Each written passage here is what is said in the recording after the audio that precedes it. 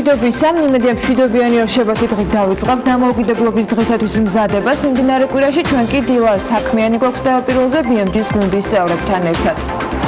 შუალედური არჩევნები დასრულებულია, რამდენიმე რაიონში გამარჯვებული კანდიდატის გასარკვევად უკვე საბოლოო ხმები დათვლილი არის. სავარაუდოდ ერთადერთი ოლქი, სადაც მეორე ტური გაიმართება, ეს მთაწმინდა იქნება. 2018 წელს საქართველოში უმუშევრობის დონე 2017-თან შედარებით 1,2% პუნქტით არის შემცირებული და 12,7% შეადგინა.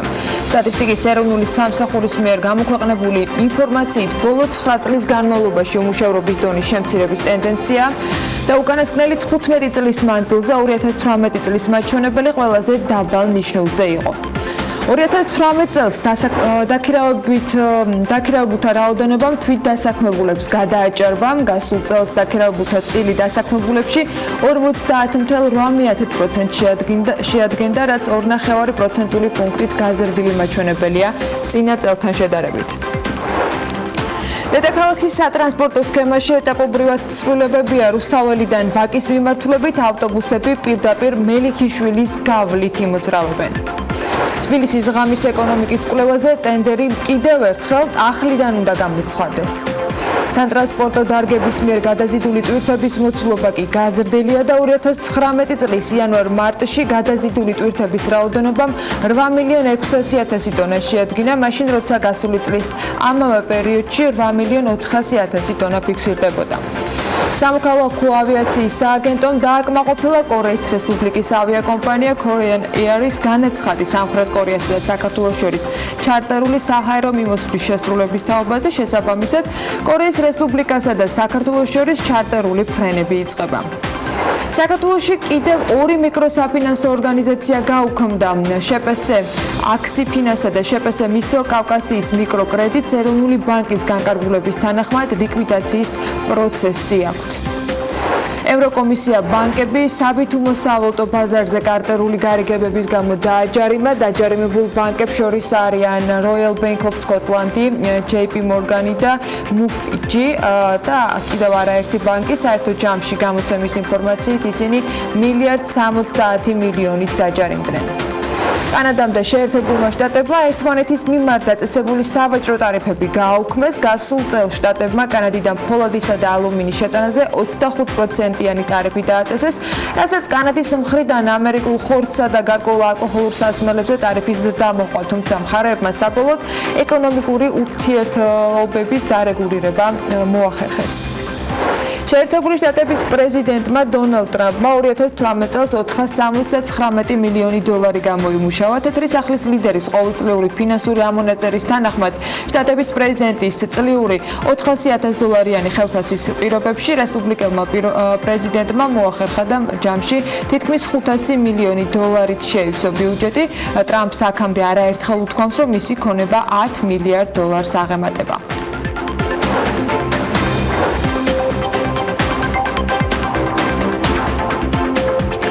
მშვიდობისა, ეს საქმიანი დილა, მე ანა ვაპიაშვილი ვარ და გუშინდელი დატვირთული საკმაოდ ხმაურიანი და დაძაბული დღის შემდეგ არჩევნების შედეგების პირველადი მონაცემები რიცხვებში უნდა წარმოგიდგინოთ. ზუგდიდში ყველა საარჩევნო უბნის დათვლის შემდეგ ცენტრალური საარჩევნო კომისიის ინფორმაციით ქართული ოცნების კანდიდატმა გიორგი შენგელიამ ხმების 54,18% მიიღო, სანდრა რულოვსმა კი 42,84%. ეს იმას ნიშნავს, რომ პირველივე ტურში შედეგი ცნობილია. ჭიათურაში წინასწარი მონაცემებით საარჩევნო ოლქში მერის რიგარეში არჩევნებზე პირველ ადგილს ქართული ოცნების კანდიდატი იკავებს 64,58%-ით, რაოდენობრივად ეს დაახლოებით 11,721 ხმა. ამასთან დაკავშირებით ცენტრალური საარჩევნო კომისიის ვებგვერდზე გამოქვეყნებულ მონაცემებში აღნიშნული არის, რომ ხმათა 1%-ზე მეტი კიდევ მხოლოდ 2 კანდიდატმა მიიღო, ესენი არიან ზურაბ კუპატაძე და დავით ჭუმბურიძე.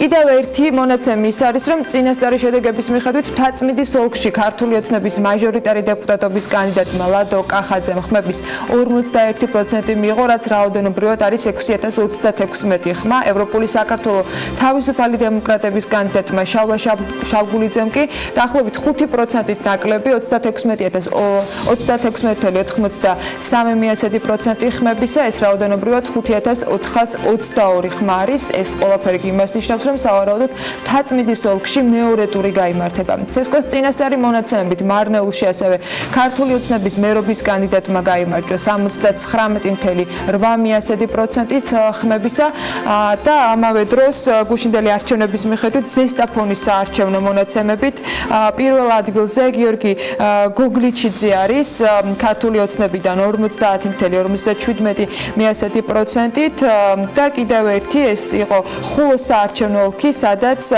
პირველი ადგილი ასევე ქართული ოცნების კანდიდატმა ვახტანგ ბერიძემ 70,91% ხმებით პირველადი მონაცემებით მოახერხა გამარჯვება. ასეთი შედეგები არის გუშინდელი შუალედური არჩევნების შემდეგ. ბიზნეს მედია საქართველოს კი ამ თემასაც საქმიანად შეხედა და შოთა ტყეშელაშვილმა ტრადიციულად საინტერესო ანალიტიკა მოგვიმზადა. გარდა იმ ხარჯებისა და თანხებისა, რომელიც მხოლოდ გუშინ ცალკე მედიის, ცალკე პოლიტიკური პარტიების თუ ცესკოს მხრიდან იყო ათვისებული, ზოგი ღია და საჯარო, ზოგიც ისეთ კონტექსტში რეალურ მონაცემებში ჯეროვანი გამოძიების გარეშე რომ ვერასოდეს დავითვლით, არჩევნები ჩვეულებრივ დიდი ფულის ხარჯვის მიზეზი ხდება ხოლმე. თითოეული ხმა და თითოეული უბანი იქნებოდა ეს თუ ადგილობრივი ხელისუფლების წარმომადგენლებისათვის შესავსება თუ კანონმდებლის ასარჩევად გახსნილი, ძალიან ძვირად ფასობს და თანხაში გამოხატულადაც 19 მაისის არჩევნებზე ცხადი იყო, რომ ეს მხოლოდ თანხით არ ითვლებოდა. აქცენტი და ყურადღება ზუგდიდზე უნდა შევაჩეროთ, სადაც 100,836 ადამიანისაგან შემდგარი მუნიციპალიტეტი ქალაქის მერს ირჩევდა, ხოლო თაწმინდის ოლქში მაჟორიტარი დეპუტატის არჩევნები ტარდებოდა და აქ მთლიანად 386,424 ადამიანის ხმა უნდა დათვლილიყო. თუ მივიდოდნენ ყველანი არჩევნებზე.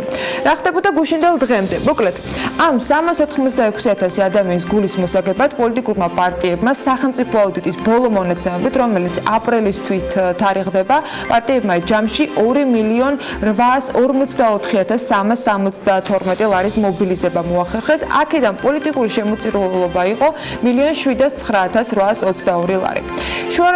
შუალედურ არჩევნებზე, ისევე როგორც სხვა ყველა არჩევნებზე, ყველაზე მეტი ფული ჯამში მართულ პარტიას ჩაერიცხა. ამ პერიოდში მთლიანი შემოწირულობების 94% სწორედ ქართულმა ოცნებამ მიიღო. თანხობრივად კი ეს იყო 1,599,500 ლარი. სხვა პარტიების შემოწირულობები კი დაახლოებით 35,000 ლარამდე დაფიქსირდა. ბევრი მაგალითის მოყვანა შეიძლება, რისი გაკეთება შეიძლებოდა ამ თანხით, რაც გააკეთებენ არჩევლები თუ ჯერ ისევ ასარჩევი კანდიდატები კი ეს გამოჩნდება და იმედია რაციონალური პოლიტიკის იმ ეტაპამდეც ადრე თუ გვიან ამ ტემპით, უფრო გვიან, მაგრამ მაინც ოდესმე მივალთ, როცა ნასე რიცხვობით შესრულებული დაპირებების გაზომვასაც შევძლებთ. იქამდე კი მხოლოდ ის შეგვიძლია მოგიყვეთ, როგორ გამოიყურება სხვა ქვეყნებში ბაზირებული, სხვა ქვეყნის მოქალაქეების მხრიდან აშენებული გიგანტი კომპანიების პორტფელები. ამას კი Forbes-ი საუკეთესოდ აკეთებს. Forbes-ის უმსხვილესი გლობალური საჯარო კომპანიების 2019 წლის რეიტინგის Forbes Global 2000-ის პირველ ადგილს ჩინური ბანკი ICBC იკავებს. Top 10-ში ყველაზე მეტი სწორედ ჩინური კომპანიაა მოხვედრილი, ამერიკული აქედან მხოლოდ 4 არის. მე-9 ადგილს კი იკავებს ბრიტანულ-ჰოლანდიური კომპანია Shell. საერთოდ ჯამში რეიტინგში ყველაზე მეტი ამერიკული კომპანია, სულ 575 ამ 2000-დან, მას ჩინური და ჰონკონგური კომპანიები მოსდევენ 309 და მესამე ადგილს იაპონური კომპანიები 223 ადგილით იკავებენ. სხვადასხვა რუსული კომპანიები მიუხედავად შემცირებისა ჯერ ისევ რჩებიან ამ გლობალ 2000-ში. აეროფლოტი, ურალკალი, უმსხვილესი საჯარო კომპანიების რეიტინგში აღარ არიან. Forbes Global 2000-დან ისინი გამოვარდნენ. 2018 წელს კი ისინი იყვნენ 1552, 1922 და 1993 ადგილებზე. ახლა უკვე ამ სიაში 25-ის ნაცვლად 22 რუსული კომპანია რჩება. ეს ის შემთხვევაა, სიაში ადგილი თუ გათავისუფლდა საქართველოს წარმომადგენლობის მასში შეყვანა იმაზე რთული რომ იქნება, ვიდრე სრული სერიოზულობით ნათქვამი და უფრო სახუმაროში ნარსის ფრაზაა, რომ ბრიტანეთის ნაცვლად ევროკავშირის წევრი ქვეყნების გვერდით საქართველოს ჩასმა შეიძლება. იმ ტემპით, რა ტემპითაც მივდივართ, ერთიც გაგუჭირდება და მეორეც ჯამში. თუნდაც სრული გულუბრყვილობით ვიღებთ იმ მონაცემებს, რომელიც უმუშევრობის სტატისტიკასთან დაკავშირებით საქსტატმა შემოგთავაზა. ფოტოშერის მათი ინფორმაციით, ბოლო განახლებული მონაცემების მიხედვით უმუშევრობის დონე ქვეყანაში არის მხოლოდ 12.7%. საქსტატის ინფორმაციით 15 წლიანი მინიმუმია ეს მაჩვენებელი და მონაცემებს თუ ჩავხედავთ, აი ასეთი შედეგები გვაქვს. 2018 წელს დასაქმებულთა რაოდენობა 12000 კაცით შემცირდა და 1694,000 შეადგინა. თუმცა 31000 კაცით შემცირდა უმუშევართა რაოდენობაც, რამაც ჯამში ის მონაცემები მოგვცა, რაც პროცენტულად გითხარით. შესაბამისად, დასაქმებულთა რაოდენობის შემცირება სამუშაო ძალის 43000 კაცით შემცირებით არის განპირობებული, დასაქმებულების შემცირება კი თვითდასაქმებულების 48000 კაცით შემცირებამ განაპირობა. დაქირავებით დასაქმებულების რაოდენობა კი 36000 ადამიანით გაიზარდა. ეს კი იმას ნიშნავს, რომ როგორც გითხარით, პროცენტულად უმუშევრობა არის მხოლოდ 12.7%. 2017 წელს უმუშევრობის დონე იყო 13.9%, დასაქმების დონე კი 56.7%-დან 55.8%-მდეა შემცირებული. დაახლოებით 22000 ადამიანით გაიზარდა სამუშაო ძალის გარეთ არსებული მოსახლეობის რაოდენობა და ჯამში 1094 შეადგინა. ეს არის მოსახლეობა, რომელიც სტატისტიკური მეთოდოლოგიის თანახმად არც დასაქმებულად ითვლება და არც უმუშევრად, რადგან ან ობიექტური მიზეზით აქვთ შეზღუდული დასაქმების შესაძლებლობა, ან სამსახურს აქტიურად არ ეძებენ. ქალაქის ტიპის დასახლებაში კი დასაქმების დონე წინა წელთან შედარებით გაზრდილი არის 1.2% პუნქტით. სოფლის ტიპის დასახლებაში კი ეს მაჩვენებელი შემცირებულია და შემცირებამ შეადგინა 3.4% პუნქტი. აქტიურობის დონე წინა წელთან შედარებით ქალაქის ტიპის დასახლებებში 1% პუნქტით შემცირდა, ხოლო სოფლის ტიპის დასახლებებში 3.1% პუნქტით. გამოკვლევის შედეგების ანალიზით ასაკობრივ ჭრილში ასეთი სურათი გვაქვს, რომ 2018 წელს უმუშევრობის ყველაზე მაღალი დონე 20-დან 24 წლის ასაკობრივ ჯგუფში იყო 30.8% და ტრადიციულად ყველაზე დაბალი 65 და მეტი ასაკობრივი ჯგუფის წარმომადგენლებში, რომლის უმთავრესი მიზეზიც არის შესაბამის ასაკობრივ ჯგუფში არაადეკვატურობის დონის შედარებით მაღალი მაჩვენებელი. 25-დან 29 წლის ასაკში უმუშევრობის დონე არის 20%, 30-დან 34 წლის ასაკის შუალედში კი უმუშევრობის დონემ შეადგინა 16.2%. საინტერესო დეტალია ისიც, რომ საქართველოს სტატისტიკის ეროვნული სამსახურის ინფორმაციით 2018 წელს სახელმწიფო სექტორში, რომელიც თავის მხრივ მოიცავს ადმინისტრაციულ სტრუქტურებს, ასევე სიპებს, აიპებს, სახელმწიფო კომპანიებს, დასაქმებულთა რიცხვი არის 16000 კაცით გაზრდილი და 300000 შეადგინა. ჯამში სახელმწიფო სექტორში დასაქმებულთა 17.7% მოდის ამაზე, მაშინ როდესაც 2016 წელს ეს მაჩვენებელი იყო 16.6%. არასახელმწიფო სექტორში დასაქმებულთა რაოდენობა კი 28,500-ით შემცირდა და შეადგინა შესაბამისად 1.394.000. უნდა აღვნიშნოთ, რომ არასახელმწიფო სექტორში დასაქმებულებიდან 833.000 არის თვითდასაქმებული. შესაბამისად, თუ მხოლოდ დაქირავებით დასაქმებულების სტატისტიკას ვნახავთ, მაშინ აღმოჩნდება, რომ სახელმწიფო სექტორში დასაქმების წილი 35%-მდეა. ეს მონაცემები 2018 წლის რეალობაა იმ მეთოდოლოგიით, რომელსაც საქსტატი უკვე მომავალი წლიდან შეცვლის. ახალი მეთოდოლოგიით 2020 წლიდან თვითდასაქმებულთა კატეგორიაში დასაქმებულად აღარ ჩაითვლებიან ის პირები, რომლებიც მუშაობენ საკუთარ მამულში, აწარმოებენ პროდუქციას და იყენებენ მხოლოდ საკუთარი მოხმარებისათვის. შრომის ბაზრის სტატისტიკის ახალი მეთოდოლოგია ჯამში შრომის სტატისტიკოსთა მე-19 საერთაშორისო კონფერენციაზე შრომითი საქმიანობის დასაქმებისა და არასრულად გამოყენებული სამუშაო ძალის სტატისტიკის შესახებ მიღებულ რეზოლუციას დაეყრდნობა, თუმცა ეს მხოლოდ მომავალი წლიდან. ცვლილებად მიუხედავად იმისა, რომ მინიმალური იყო სამუშაო ძალის მოკვლევის მეთოდოლოგიაში, საქსტატმა ერთხელ უკვე შეიტანა და ეს 2017 წელს მოხდა. საწყის ეტაპზე შინამეურნეობების ინტეგრირებულ გამოკვლევას მაშინ სამუშაო ძალის მოდული გამოეყო და ჩამოყალიბდა დამოუკიდებელი სრულმასშტაბიანი სამუშაო ძალის გამოკვლევა გაზრდილი შერჩევის ზომით და განახლებული კითხვარით და შერჩევის დიზაინით. ცალსახად საინტერესო უნდა იყო შემდეგი წლის მონაცემების და განახლებული მეთოდოლოგიით დათვლილი უმუშევრობის სტატისტიკაც ქვეყანაში, სადაც ძალიან რთულია დაჯერება, რომ უმუშევრობა მხოლოდ 12.7%-ია. დღეს არსებული სტატისტიკა დასაქმებულად თვლის სხვათა შორის იმ ადამიანსაც, რომელთა შესახებაც ჩვენი პარტნიორი მედია ორგანიზაციის კახეთის ხმის მიერ ძალიან საინტერესო ფორმატის და პროექტის ფარგლებში მეცხრე თამაზ შაშიაშვილი დარგში არსებულ პრობლემებზე საუბრობს და მინდა რომ გაჩვენოთ ეს ვიდეო.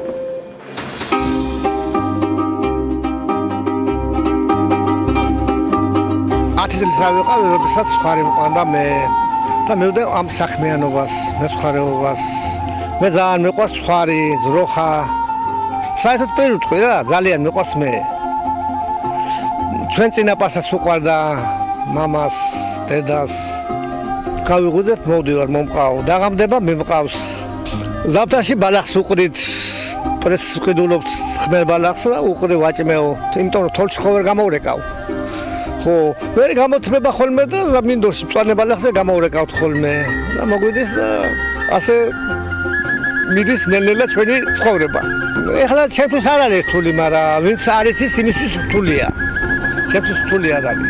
პრობლემები მე ის ამახსოვს, რომ აი საძოვრები არა გვაქვს ნორმალურია. ეხლა იყიდება ეს საძოვრები, გაიყიდა ნახევარი, მე ახლა აი ეს სასტუმრო საშენებენ კიდე უნდა აშენონ, ესეც გაიყიდება და ეგ არის რა. ჩაკეტილები ვართ ჩვენ. ამ გლეხმა ადამიანმა სადატაროს ან ცხვარი, ან ძროხა. ან კიდე ზით რა უნდა გააკეთოს არ ვიცი. ეხლა თხა მყავს მე 23 თხა პატარა და დიდის და 120 სულის პატარა დიდიანად აი იშვიათად არის მყიდველი. ადრე არაბები შემოდიოდნენ და ეხლა აღარ შემოდიან. ვიყოლიებდი კიდე გავზიდი, მაგრამ არ შემოდიან და აბა როგორ გავზარდო. კახეთის ხმას ძალიან საინტერესო ვიდეო რეპორტაჟები აქვს. ეს წამოწყება დარწმუნებული ვარ, რომ საქმიანობის მაყურებელსაც მოეწონება და ჩვენც ვეცდებით, რომ ეტაპობრივად გაგიზიაროთ ხოლმე, უბრალოდ ერთდროულად ვერ გაჩვენებთ ყველას. ნაწილ-ნაწილ კი აუცილებლად შემოგთავაზებთ. დღეისათვის კი ბატონი თამაზის სრულად გულთფრალი ვიდეობლოგის შემდეგ კარგი ამინდის და ტურისტული სეზონის გააქტიურების წინ ვიზიტორთა სახლის ამბავიც უნდა მოგიყვეთ. ამავე ჯგუფის მიერ მომზადებული ვიდეო. ვიზიტორთა სახლი არის ყველაწმინდის მიმდებარე ტერიტორიაზე. გავიხსენეთ სულ რაღაც 10 დღეა. ეს არის ტურისტული მომსახურების კაფე ძირითადად და სხვათა შორის ძალიან ბევრი ტურისტი დადის. ეხლა იწყება სეზონი თან. არიან პოლონელები, ინგლისელები, გერმანელები, უკრაინელები, საკმაოდ ბევრი და ვნახოთ ყველაფერი წინ არის, ჯერ მთელი ტურისტული სეზონი წინ არის და სიახლეა ეს გურჯაანში. ძალიან ლამაზ ადგილას არის, ამას ყველა აღნიშნავს. გვეუბნებიან, რომ ძალიან ბედნიერები ვართ, რომ ყოველ დღე ამ ხედს უყურებს და ესეთი ლამაზი ბუნება არის. ამ კუთხით ძალიან მომგებიანია. ჩვენ ვთავაზობთ ქართულ ტრადიციულ კახურ ჩურჩხელას, ღვინოს, არახს. რაც არის ძირითადად ტურისტებისთვის უფრო საინტერესო. პრობლემები მეტნაკლებად მაინც არის, რა თქმა უნდა. და დროთა განმავლობაში კიდევ განვითარების პერსპექტივით ვართ, რა თქმა უნდა, ეს თავიდან ყველაფერი არ არის ეს ჯერჯერობით და განვითარდებით უფრო. იმედი ამ ხარის წასვლასაც მალე მოგანდავთ და ჯერ ფრენები გურჯაანი თბილისის მიმართულებით რომ არ დაუნიშნავთ, ეს ფაქტია. ტრადიციული სამანქანო მარშრუტისათვის კი ლევან თაღიაშვილის ნავთობის ბაზრის მიმოხილვა აუცილებლად დაგაინტერესებთ. ლევან, დილა მშვიდობის, რა ხდება ნავთობის ბაზარზე? დილა მშვიდობის, ანა, მივესალმებით ჩვენს მაყურებელს. სანამ საქართველოზე გადავალთ, მანამდე საერთაშორისო ბაზრები უნდა მიმოვიხილოთ. გასული ერთი კვირის განმავლობაში ნედლი ნავთობის ფასი ნიუ-იორკის ნავთობის ბირჟაზე მცირედით, მაგრამ მაინც გაძვირდა. სხობამ დაახლოებით $1.70 ცენტი შეადგინა. ამჟამად ნავთობის ფასი ნიუ-იორკში $60.76. დაახლოებით იდენტური მდგომარეობა ლონდონში, სადაც მაღალი ხარისხის ნავთობი ივაჭრება. მატება $1.80 იყო და ამჟამინდელი ფასი $62.21 როგორც ამას ეკრანზე ხედავთ. რაც შეეხება მიზეზებს, ცხადია ყველაფრის თავის და ბოლოდ საერთაშორისო პოლიტიკა. ახლო აღმოსავლეთში ვითარება კვლავ დაძაბულია. საუდის არაბეთი აცხადებს, რომ გასულ კვირას მის ნავთობის მომპოვებელ სადგურებზე დრონებით თავდასხმა განხორციელდა. გარდა ამისა, მისი ორი ტანკერის საბოტაჟი მოხდა, რამაც ქვეყანა, რომელიც მსოფლიოს ნავთობის უმსხვილესი მიმწოდებელია და დღეში 10 მილიონზე მეტ ბარელს გამოიმუშავებს, საკმაოდ დააზარალა. საუდის არაბეთის ხელისუფლება მათი თქმით მაქსიმალურად ცდილობს რეგიონში სიმშვიდის შენარჩუნებას და მათ არ სურთ ირანთან დაპირისპირება. ქვეყნის საგარეო საქმეთა მინისტრმა განაცხადა, რომ ახლა ბურთი ირანის მოედანზეა და სწორედ მათზე იქნება დამოკიდებული გამწოდება თუ არა ისედაც დაძაბული პოლიტიკური ამინდი. ამ ყველაფერმა კი ცხადია ნავთობის ფასზე იმოქმედა და ღირებულებამაც მოიმატა. გარდა ამისა, ვენესუელადან ამერიკის შეერთებულ შტატებში ნავთობის იმპორტი 2 კვირა ზედიზედ ახორციელდება სანქციების გამო. Bank of America მოარაუდი გამოთქვა ასევე, რომ შესაძლოა უახლოეს პერიოდში ბარელი ნავთობის ფასი არც მეტი არც ნაკლები $20-ითაც კი გაიზარდოს და $90 გახდეს. რა ხდება ამ დროს საქართველოში? წინა კვირას მოგეხსენებათ, ბენზინის თითქმის ყველა ნავთობ კომპანიაში 5 თეთრით გაძვირდა, თუმცა გასულ კვირას როგორც ჩანს, 5-ვე კომპანიამ, რომლებსაც ახლა ეკრანზე ხედავთ, მოახერხა ფასის შენარჩუნება. წინა 3-4 კვირა საკმაოდ რთული იყო საქართველოს ბაზრისთვის, რადგან საერთაშორისო ფასების ზრდას ლარის კურსის გაუფასურებაც მოჰყვა. ამჟამად Oil News-ის ინფორმაციით ყველაზე იაფად პრემიუმის ტიპის ბენზინის შეძენა Lukoil-ში შეგეძლება 2 ლარად და 39 თეთრად. იქვეა რეგულარის საწვავი და მისი ღირებულება 2 ლარი და 34 თეთრია. რაც შეეხება სამომავლო პროგნოზებს, სამწუხაროდ დამაიმედებელს ვერაფერს გეტყვით. ყველა გარემოება იმაზე მეტყოლებს, რომ ფასის შესაძლოა მინიმუმ იგივე დარჩეს, მაგრამ დიდი ალბათობით მომავალ კვირებში ნავთობის ფასი რამდენიმე თეთრით კვლავ გაძვირდება. მადლობა ლევან. სხვათა შორის საერთაშორისო ენერგეტიკულმა სააგენტომ შეამცირა 2019 წელს ნავთობზე მოთხოვნის ზრდის პროგნოზი 90,000 ბარელი დღეღამეში. ეს დაახლოებით 1,3 მილიონ ბარელამდე მოპოვებას ნიშნავს. სააგენტოს ანგარიში ნათქვამი არის, რომ პროგნოზის შეცვლა შემცირების მიმართულებით ძირითადად ხდება მოსალოდნელზე შედარებით დაბალი მონაცემების ფონზე. პირველი კვარტალის შედეგებით ბრაზილიაში, ჩინეთში, იაპონიაში, კორეაში, ნიგერიასა და სხვა ქვეყნებში. ანგარიში წაიკითხავთ იმასაც, რომ მოთხოვნების ზრდის შენელება სავარაუდოდ იქნება მოკლევადიანი და წლის სხვა პერიოდზე ნავთობის მოთხოვნის ზრდის ტემპი გაიზრდება. ასეთი ამბები გვაქვს და ბიზნეს სიახლეების დრო არის ახლა უკვე საქმიანი დილის ეთერში. საქართველოში კრისტინ ლაგარდს მასპინძლობს საერთაშორისო სავალუტო ფონდის მმართველი დირექტორი. ქვეყანაში პირველად ჩამოვიდა სამუშაო ვიზიტით ის ყაზახეთიდან გსტუმრობს. ვიზიარი კი 6 ახალი მიმართულებით 1 აგვისტოს ნაცვლად ფრენებს 10 სექტემბრიდან დაიწყებს.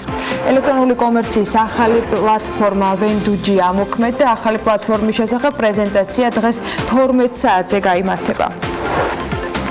საქართველოში აუცილებლად გავაგრძელებთ ჰესების მშენებლობას ისე, რომ ადგილობრივი მოსახლეობის ინტერესები ყოველთვის იყოს დაცული და ნებისმიერი პროექტი უმაღლეს ეკოლოგიურ სტანდარტებს შეესაბამებოდეს. ამასთან დაკავშირებით პრემიერ-მინისტრმა უროდ გოდერძიძე ჰესების მშენებლობასთან დაკავშირებით ჟურნალისტების მიერ დასმული კითხვის საპასუხოდ განაცხადა. მთავრობის მეთაური აღნიშნავს, რომ ქვეყანას სჭირდება ეკონომიკის განვითარება, რისთვისაც საჭიროა მეტი ელექტროენერგია. ზაფხულის ტურისტული სეზონისათვის კი ბათუმის მიმართულებით ფრენების რაოდენობა იზრდება. რეგულარული ავიარეისების გარდა, რომელიც ხორციელდება ისრაელიდან, ირანიდან, რუსეთიდან, არაბეთის გაერთიანებული საემიროებიდან, ბელარუსიდან და თურქეთიდან, ფრენებს ჩარტერული რეისებიც ემატება. მათ შორის არის ლიეტუვა და ტალინი. გარდა ამისა, პირდაპირი ფრენები ბაქოდან და ვარშავადანაც დაიგეგმება. ბათუმშიც ყველაზე დატვირთული სეზონი იქნება და პირველად ვაპირებთ, რომ გქონდეს ჩარტერული რეისები ევროპის რამდენიმე წამყვანი დედაქალაქიდან.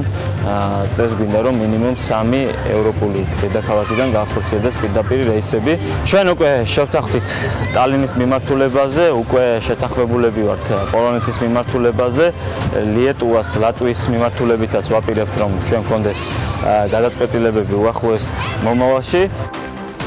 აჭარის მთავრობის თავმჯდომარე BMG-სთან რეგიონში მიმდინარე სპორტული ინფრასტრუქტურის პროექტებით შეაჯამა ბათუმის ახალი საფეხბურთო არენის მშენებლობა მაქსიმუმ 2020 წლის დასაწყისში უნდა დასრულდეს და როგორც თონიკა რიჟვაძე ამბობს, 2019 წლის ბოლოსთვის სამოქალაქო სამშენებლო სამუშაოები სრულად იქნება შესრულებული. ჩვენ საჯარო ფინანსებით პრაქტიკულად ვახორციელებთ და ვაფინანსებთ ძალიან მნიშვნელოვან და მსხვილ ინფრასტრუქტურულ პროექტებს, მათ შორის სპორტულ ინფრასტრუქტურას. ეს არის სპორტული კომპლექსი, მრავალფუნქციური, რომელიც შენდება და წლის ბოლომდე გვინდა რომ მივიყვანოთ ეს საქმე ბოლომდე. ასევე ბათუმელებისთვის და ფეხბურთის გულშემატკივრებისთვის ყველაზე მნიშვნელოვანი და ყველაზე გამორჩეული არის მაინც ფეხბურთის სტადიონი, რომელიც წლის ბოლომდე სამოქალაქო სამშენებლო ნაწილში იქნება დასრულებული და დაახლოებით 300 მილიონზე მეტი იხარჯება ადგილობრივი ბიუჯეტიდან ამ პროექტების განხორციელებაზე.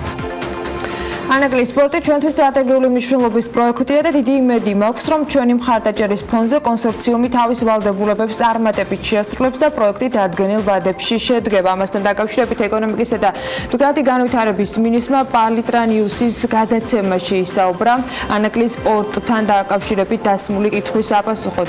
ის ამბობს, რომ საქართველოს მთავრობა პროექტს სტრატეგიულად მიიჩნევს მთელ რიგ მნიშვნელოვან დადებითად გადაწყვეტილებებში და იმ მხარდაჭერაში აისახება ეს, რაც მთავრობამ დღემდე პროექტს აღმოუჩინა. ანაკლის პროექტი არის ის პროექტი, რომელსაც მხოლოდ კომერციული მიზეზ შეწონილობიდან ვერ შევხედავთ. ეს არის ჩვენთვის ძალიან სტრატეგიული მნიშვნელობის პროექტი, რომელსაც აქვს მრავალი მნიშვნელობა, ამბობს ნათია თურნავა. მე შეგახსენებთ, რომ ხვალ შედგება ანაკლის კონსორციუმის წარმომადგენლების, პარტნიორი საერთაშორისო ორგანიზაციების და ინფრასტრუქტურის მინისტრის შეხვედრა იმ 8 პუნქტთან დაკავშირებით, რომლის შეთანხმების შემდეგაც პროექტთან დაკავშირებით სახელმწიფო უნდა მხარდაჭერა გამოაცხადოს და შესაბამისად დაფინანსება მიიღოს კონსორციუმმა.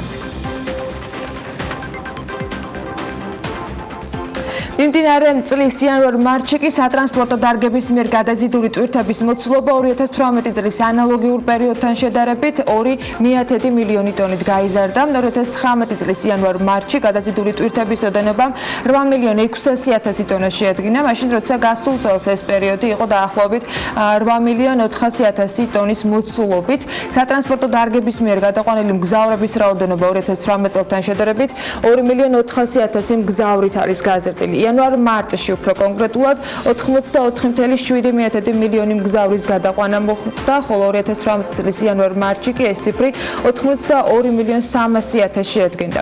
2019 წლის იანვარ-მარტში 2018 წლის იმავე პერიოდთან შედარებით საზღვაო ნავსადგურებსა და ტერმინალებში გადამუშავებული ტვირთების ოდენობამ 0,4 მილიონი ტონით ზრდა აჩვენა და 4,200,000 ტონა შეადგინა, მაშინ როცა გასული წლის ამავე პერიოდში მონაცემი იყო 3,800,000 ტონის ტოლი. ნავსადგურებში გადამუშავებული კონტეინერების რაოდენობა კი 33,224 ერთეულით არის გაზრდილი.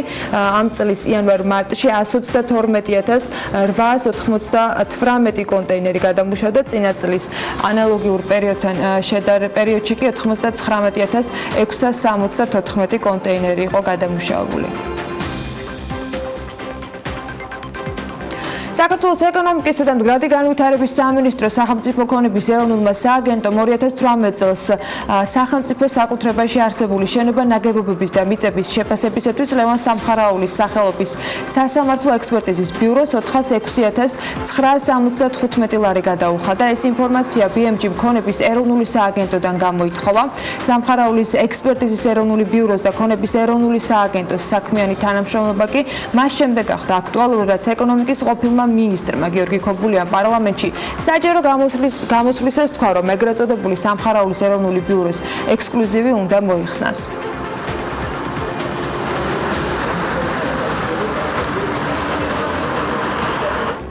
ვიზიარმა ქუთაისიდან 6 ახალი რეისის დამატება ერთი თვით გადადო, მიზეზად საოპერაციო შეფერხება სახელდება. ავიაკომპანია ქუთაისის აეროპორტში მესამე Airbus A320 1 აგვისტოს ნაცვლად 10 სექტემბერს ჩამოიყვანს და რეისების შესრულებაც ამ დროს დაიწყება. რეგულარული ფრენები ეინდჰოვენის, ტალინის, ბრიუსელის, კოპენჰაგენის, ბარის და ბაზელის მიმართულებით კვირაში რამდენჯერმე უნდა შესრულდეს. ავიაკომპანიის ინფორმაციით მგზავრებს, რომლებმაც უკვე შეიძინეს ბილეთები ამ 6 მიმართულებით 1 აგვისტოდან 10 სექტემბრამდე კომპანია მათი ბილეთის თანხის 100%-ით ანაზღაურებას, ბილეთის გადაცვლას იმავე მიმართულებით სხვა თარიღზეა ნებისმიერი სხვა არჩეული მიმართულებით სთავაზობს, ან ვიზა კრედიტზე გადახდილი ბილეთის საფასურის 120%-ით ანაზღაურებას. მგზავრები, რომლებმაც ბილეთები ტურისტული სააგენტოების მეშვეობით შეიძინეს, დროის ან მიმართულების შესაცვლად იმავე სააგენტოებს უნდა დაუკავშირდნენ.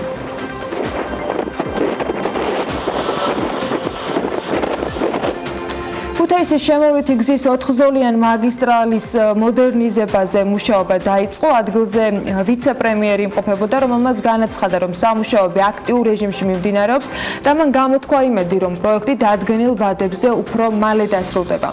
ახალი 2 ზოლის აშენებით ქუთაისის შემოვლითი სამტრედიის გზაზე მოძრაობა ორივე მიმართულებით სამხრივი გახდება, ამბობს მაია ცქიტიშვილი.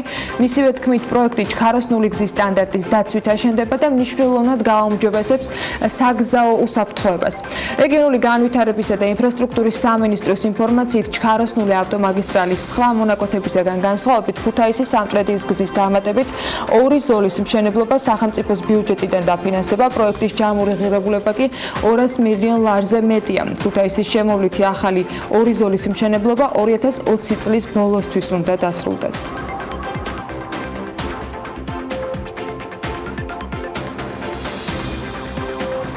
კომპანია BBC-მ ამერიკის ბაზარზე ახალი ბრენდის ორგანული წვენის ნადის ექსპორტი დაიწყო. BMG-ის ნადის მმართველმა დირექტორმა გაგა აბაშიძემ უთხრა, რომ ბიზნესი ქვეყნის ფარგლებს გარეთ საკმაოდ წარმატებული აღმოჩნდა. ამერიკაში ნადის გასაყიდი ფასი $2.20-დან $2.50-მდე მერყეობს. კომპანია შტატების ბაზარზე ექსპორტზე გააქვს 100 კილის წვენი, ასევე 100 კილის წვენის მიქსი ყურძნით და 100 კილის წვენის მიქსი ბროწეულით.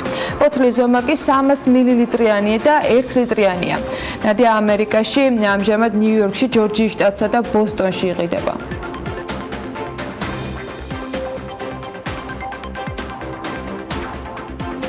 ქართულმა ვისკის ბრენდმა ჯიმჩერმა სერტიფიცირება გაიარა და აგვისტოს ბოლოს შეერთებულ შტატებში, ტეხასის შტატში გაიყიდება. BMG-ის კომპანიის დამფუძნებელმა ჯიმ ჩხაიძემ უთხრა, რომ თავდაპირველად ამერიკული იმპორტიორი კომპანია ქართული ვისკის 1 კონტეინერს მიიღებს. ტეხასში ჯიმჩერის გასაყიდი ფასი $17-18 ფარგლებში მერყეობს და ის დაახლოებით 2.7 ლიტრიანი ბოთლით იქნება წარმოდგენილი. კлау ლევან თაღიაშვილი უნდა შემოგვიერთდეს ახლა, ამჟამად საფონდო ბირჟის მიმოხილვით. ლევან, რა გარიგებები დაიდო ბოლო 1 კვირის განმავლობაში? დავიწყოთ საქართველოს საფონდო ბირჟით. მოკლედ, როგორც ჩანს, ლიბერტი ბანკი აქტიურად დაგუბრუნდა საფონდო ბირჟაზე. როგორც ვიცით, მის აქციებზე რამდენიმე თვე გარიგება საერთოდ არ დადებულა, თუმცა ბოლო რამდენიმე კვირაა მოთხოვნა საკმაოდ იზრდება. ამჟამად საოჭრო სესიების დროს ჯამში 257,000-ზე მეტი აქცია გასხვისდა, ჯამური ღირებულებით 9,026 ლარი. ეგრეთ წოდებული ფიქსინგის დროს ლარში სააქციო საზოგადოება თელასის 1 აქცია გასხვისდა 150 ლარად. დიდი ხანია რამდენიმე კომპანიის გარდა სხვაზე გარიგება არ მომხდარა. თუ ეს ტრადიცია დამკვიდრდება და მუდამ ერთი და იგივე სახელების გამეორება არ მოგვიწევს, ცხადია მით უკეთესი ჩვენი ბირჟისთვის. გადავიდეთ დოლარში დადებულ გარიგებებზე. შპს M კვადრატი კომერციული ქონებების 80 ობლიგაცია გაიყიდა, ჯამში 81,682 დოლარად. თითოეული მათგანის ფასი დაახლოებით 1020 ამერიკული დოლარი იყო. შეეყურადღება სახაზინო ობლიგაციებზეც გავამახვილოთ. ეროვნული ბანკის ინფორმაციით 612 ობლიგაციის ემისია წარმატებით განხორციელდა 16 მაისს. მოთხოვნა თითქმის 3-ჯერ მეტი იყო და როგორც ეკრანზე ხედავთ, 60 მილიონი ლარის ღირებულების ფასიანი ქაღალდების სრულად იქნა ათვისებული. გადავიდეთ ლონდონის საფონდო ბირჟაზე, სადაც 4 ქართული კომპანია დალისტული. საქართველოს ბანკის 400,000-მდე აქცია გასხვისდა 6,619,000 ფუნტად. ჯორჯია კაპიტალის ყველაზე მეტი 903,000 აქცია გაიყიდა 8,795,000-ად. საქართველოს ჯანდაცვის ჯგუფის 250,000-ზე მეტი, TBC ბანკის კი 118,000 აქცია გასხვისდა.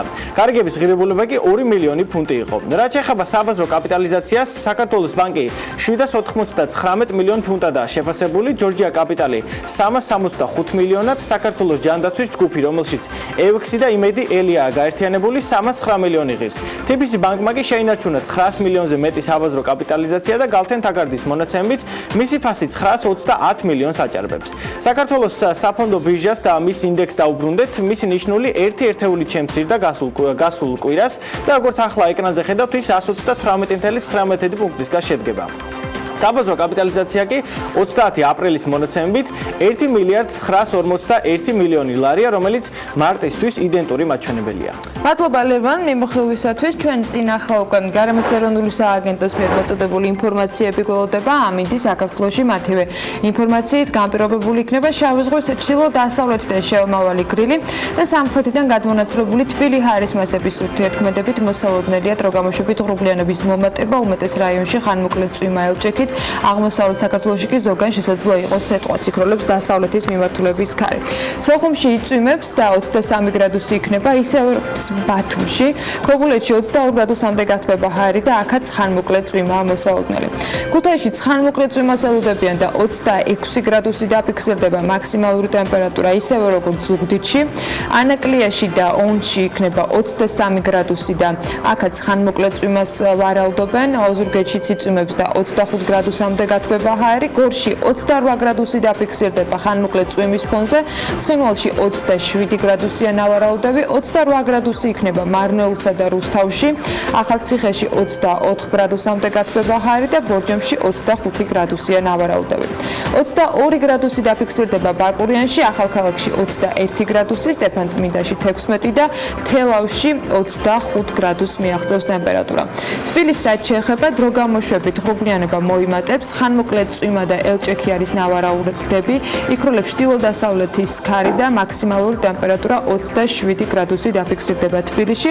ასეთი ამინდი გველოდება 20 მაისს დედაქალაქში, ნახლა კი უკვე 8 საათი და 29 წუთი არის და დედაქალაქში ამ დროისათვის მხოლოდ 17 გრადუსია ტემპერატურა.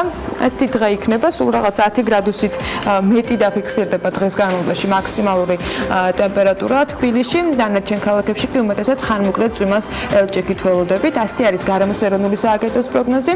პროგნოზის საქმედელს დაკავშირებით შემიძლია გითხრათ, რომ ძალიან საინტერესო ეთერს გპირდებით. პირველი რეკლამის შემდეგ კი პირველ სტუმარს უმასპინძლებთ ლევან თაღიაშვილთან ერთად.